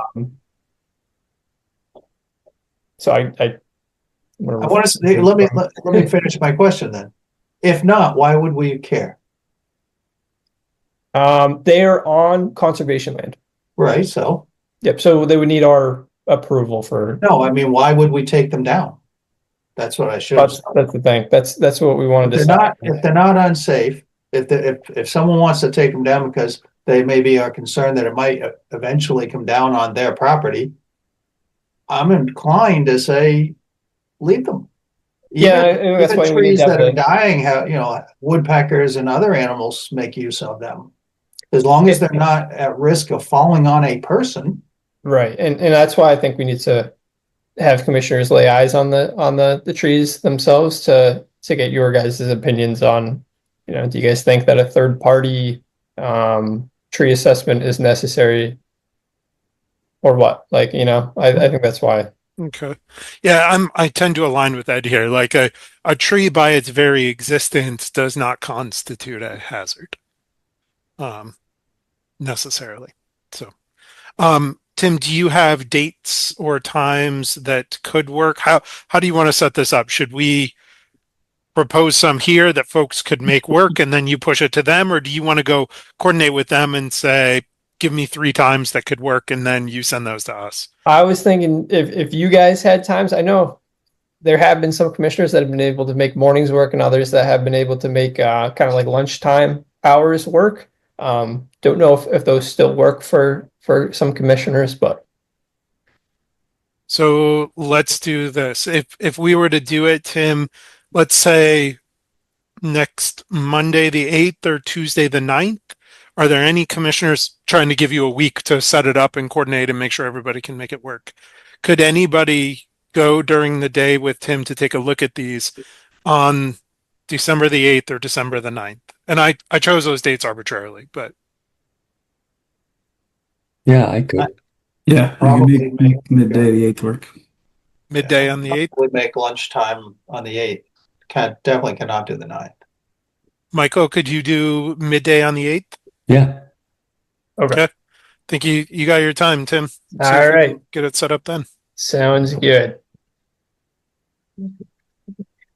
All right, so that's that for that one. The next one, discussion of Webster Woods parking. So since last meeting, Carl, Lauren, and I met with Jim O'Neill, and we walked the Webster Woods trail system.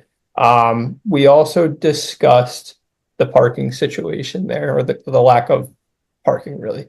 I'm going to be meeting with the landlord over at 300 Foster, who owns the property that abuts Webster. They have all the commercial parking spaces there, the ones that we had talked about, possibly the idea of basically renting those spots for a fee, an annual fee, right? And they said it's nominal. Right. Our definition of a fee was $1. I think Yeah, there's somewhat more than $1. And so that's where, things kind of fell off. Communication kind of fell off after I started asking, what's the nominal fee that you guys are looking for? And so Mark Rombacher, got involved, and, we restarted communications with the landlord, or got communications again. So we're meeting out there. It's actually next week to just talk with them about that and what that would look like. When we were out there, me, Carl, Lauren, and Jim, we were talking about that, and Carl, I don't want to speak for you now, but mentioned, concerns with that. And we talked about potentially creating a parking area. So I'm going to share my screen. We do have a little bit of frontage on Bulkley Road. And we talked about that being a better area for the parking. Give me a second here. All right, so this is an aerial. This is Webster right here. You see 300 Foster up here. These are the parking spaces out back. This is a very steep hill, I will say. So even if we did have parking spaces rented over here, there's a very steep hill to go down. And I kind of like the idea of the trail system being a little diverse, not so flat in some areas. But if that's the only access, I think that might be a problem. It would also, we discussed, it would also take signage for people to know that these parking spaces are here, because you'd have to, get in through this entrance over here. I don't know how willing the landlord would be to have signage installed. Again, it's something that we're going to talk about next week when we meet them out there. So what Carl mentioned was, can we make something work over here on Bulkley Road where, we don't have a full-on parking lot there, but maybe just gravel put down to create parking spaces along here. So I'm going to zoom in a little bit.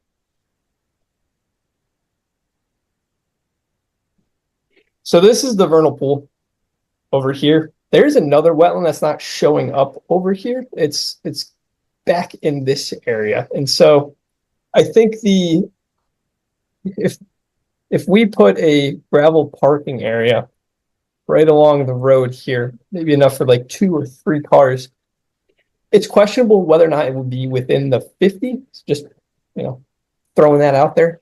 I don't know if we can make it work outside the 50. Have to go back and delineate that wetland and take measurements.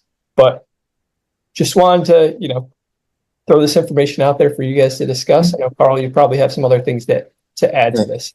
Can you hear me now, Tim? Yep, we could. All right, cool. Yeah, so two points with the steep hill and the renting the parking spaces. They've put in a couple trailers back there in that back parking lot. I'm just not like Tim said. I'm not so sure how conducive that would be. It definitely wouldn't be a main entrance. It might be an auxiliary parking lot or something.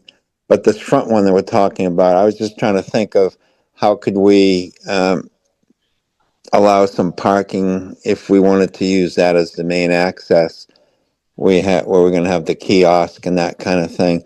I'm not even sure if it's going to take any gravel, Tim. It might just be, especially if it's like within the 50. It might just be a matter of just designating with signage along Bulkley that we have, there's parking, and just have it parallel basically to Something Bulkley. like how the town forest is set up, Carl.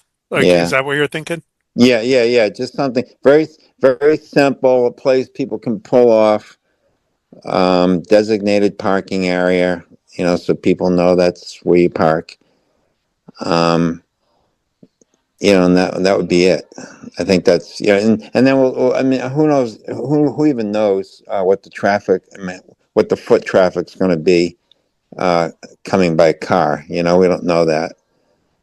Yeah, I think lately it's probably been a little higher than it's typically been, just because, and maybe not so much very recently, but for a while, part of Foster was closed off, so they were using this as the detour. But I don't know how much it typically gets without all the Foster work going on. Do you think there would need to be any grading in that area, Carl, to even? I'd have to go back. I have to go back and take a look at it. I think we just kind of wanted to throw this out there to the commission, as a potential parking, as opposed to making our only other option of having that main parking up behind, the factory. Yeah. And I'm just not, that didn't seem very conducive to me, with that big hill. Yeah. That you have to get to, and then with the containers, whatever they're putting back there. I mean, I'd still really like to explore that as an option. I think that's worth running to ground. But I hear what you're saying, Carl, that even if that does work, it may not be a solution for everyone. No, it's not. It's definitely not a solution for everyone, Chase, because you'd have to have signage that people are going to have to follow, to follow through the parking lot to get to that area. It's not going to be obvious to people. That's all. Sure. I'm not opposed to like a parking along Bulkley that is similar to how we've got the town forest set up. I'm even comfortable with that, even if it is within the 50-foot no disturb zone. I mean, there is a public benefit waiver there, and it's exactly for situations like this that there's a public benefit waiver. So in concept, I think I would be most worried about inviting people to traipse through the vernal pool.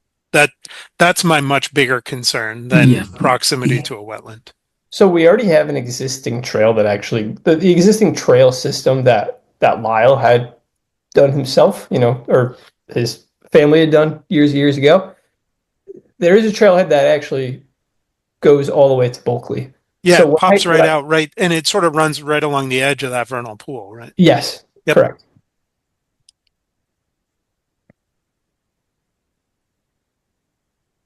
So, and the other thing is, there's not a ton of room between the edge of the road and where there is some vegetation, some trees there. So, I mean, maybe it's worth having other commissioners drive by and just lay eyes on it, and we can rediscuss this at another meeting, maybe after I meet with the landlord over at Third and Foster. Yeah, but just like I think it's worth running to ground the options up the hill, I think we should, in parallel, definitely run down these options to along Bulkley. It's a big enough parcel that having access points on both sides is not going to be a bad thing. Yeah. I don't know. I think having access on both sides would be really good. I'm not saying, I just don't think the one up above should not be a primary access. That's all. Sure. All right. So unless any other commissioners have anything to add, you want to?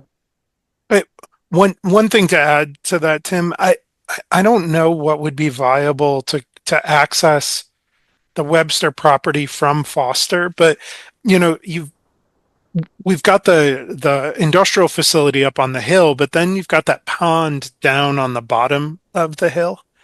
And like if they were willing to allow some sort of trail to go from Foster through the sort of at the toe of the slope, I don't know if that's something that they would even entertain, but there's another avenue to access the backside. It would probably require some boardwalks or something once you get into the Webster property. I think that was actually the direction that Amy was going last year when she was talking to the landlord. And I brought, it's not the first time I've been more than a year behind Amy. So. No. I'm not sure if she mentioned this to the commission. But I actually started my conversation with the landlord talking about that because I thought that's where it left off, and they didn't want anything to do with easements going in that direction, from that direction to Webster. Oh, okay. Yep. So they threw back at us the idea of the parking spaces as an alternative. Sure. Okay. Cool. Well, keep us up to date. All right, we'll do. The final item, FY27 conservation budget follow-up. So I wasn't in yesterday, so we had to reschedule our meeting with Michael and Ed to go over the budget. However, there's one thing that I would like to talk about right now, and that's because the accounting department needs some sort of vote from you guys on. So we have the operating budget, and then we have the wetland fund that's revolving, right? And they need to see the minutes where the commission voted on the wetland fund budget being approved. I don't have it in front of like to share with you guys right now, but I can tell you it's not changing from what we're proposing is not changing from this current fiscal year. It's a total, and it's just a revolving fund anyway, right? So exactly. Okay. Yeah, it's we have the wetland, we have the dues and memberships, which is $1,500, wetland postage, which is $1,200, wetland office supplies, which is $250, and wetland other expenses, which is $1,000. Staying consistent with this current fiscal year is what we're going to ask for next fiscal year. But like you said, it's a revolving fund, so. We've never had to do that before. And I'm not necessarily opposed to it, but yeah, I couldn't recollect that happening in the past, but it's just something that came up during my initial budget review with accounting and treasurers a couple weeks ago. Anybody have any concerns with 2,500, 2737, $3,950 worth of revolving fund budget being approved? Sounds great. Is that the same? That's the same amount as last year? It is. Yep. Yeah. Go for it. All right, and then we'll reschedule our meeting, Michael and Ed, for sometime next couple weeks, hopefully. Mm-hmm. So well before the holiday. Tim, tell us exactly the motion that you need.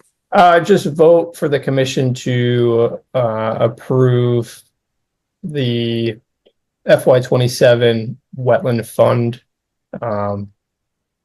being requested by the agent. So moved. Fund amounts. I move that we approve the wetlands revolving fund for the tune of $3,900 as requested by dear Tim. $3,950. Sorry, $3,950. Why can't we just make it nice round numbers? Second. Okay. All right, roll call vote. Ed. At full time. Kyle. Kyle Knox, aye. Michael. Michael Livingston, aye. Carl, Tom Elberg, aye. Chase, Chase Gerbe guy. myself, I. It's unanimous. That's all I have. Hey, Tim? Yep. Did you talk about the Castle in the Trees trail? I haven't, no, I didn't want to put that on this agenda just Okay, because. all right. Okay. Or sorry, are you saying did I talk to Mark about it? No, the commission. That's I don't know if I had missed it. Okay. All Nope, right. didn't have it on the agenda. I wasn't going to include that in Okay. tonight's meeting. All right, another time.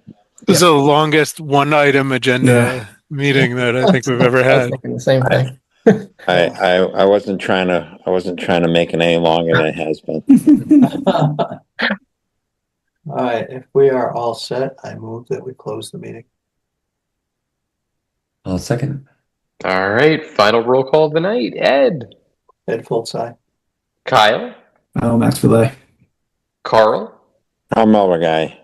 Michael, Michael Livingston, aye. Chase, Chase Gerbe guy. and myself, I. We are adjourned.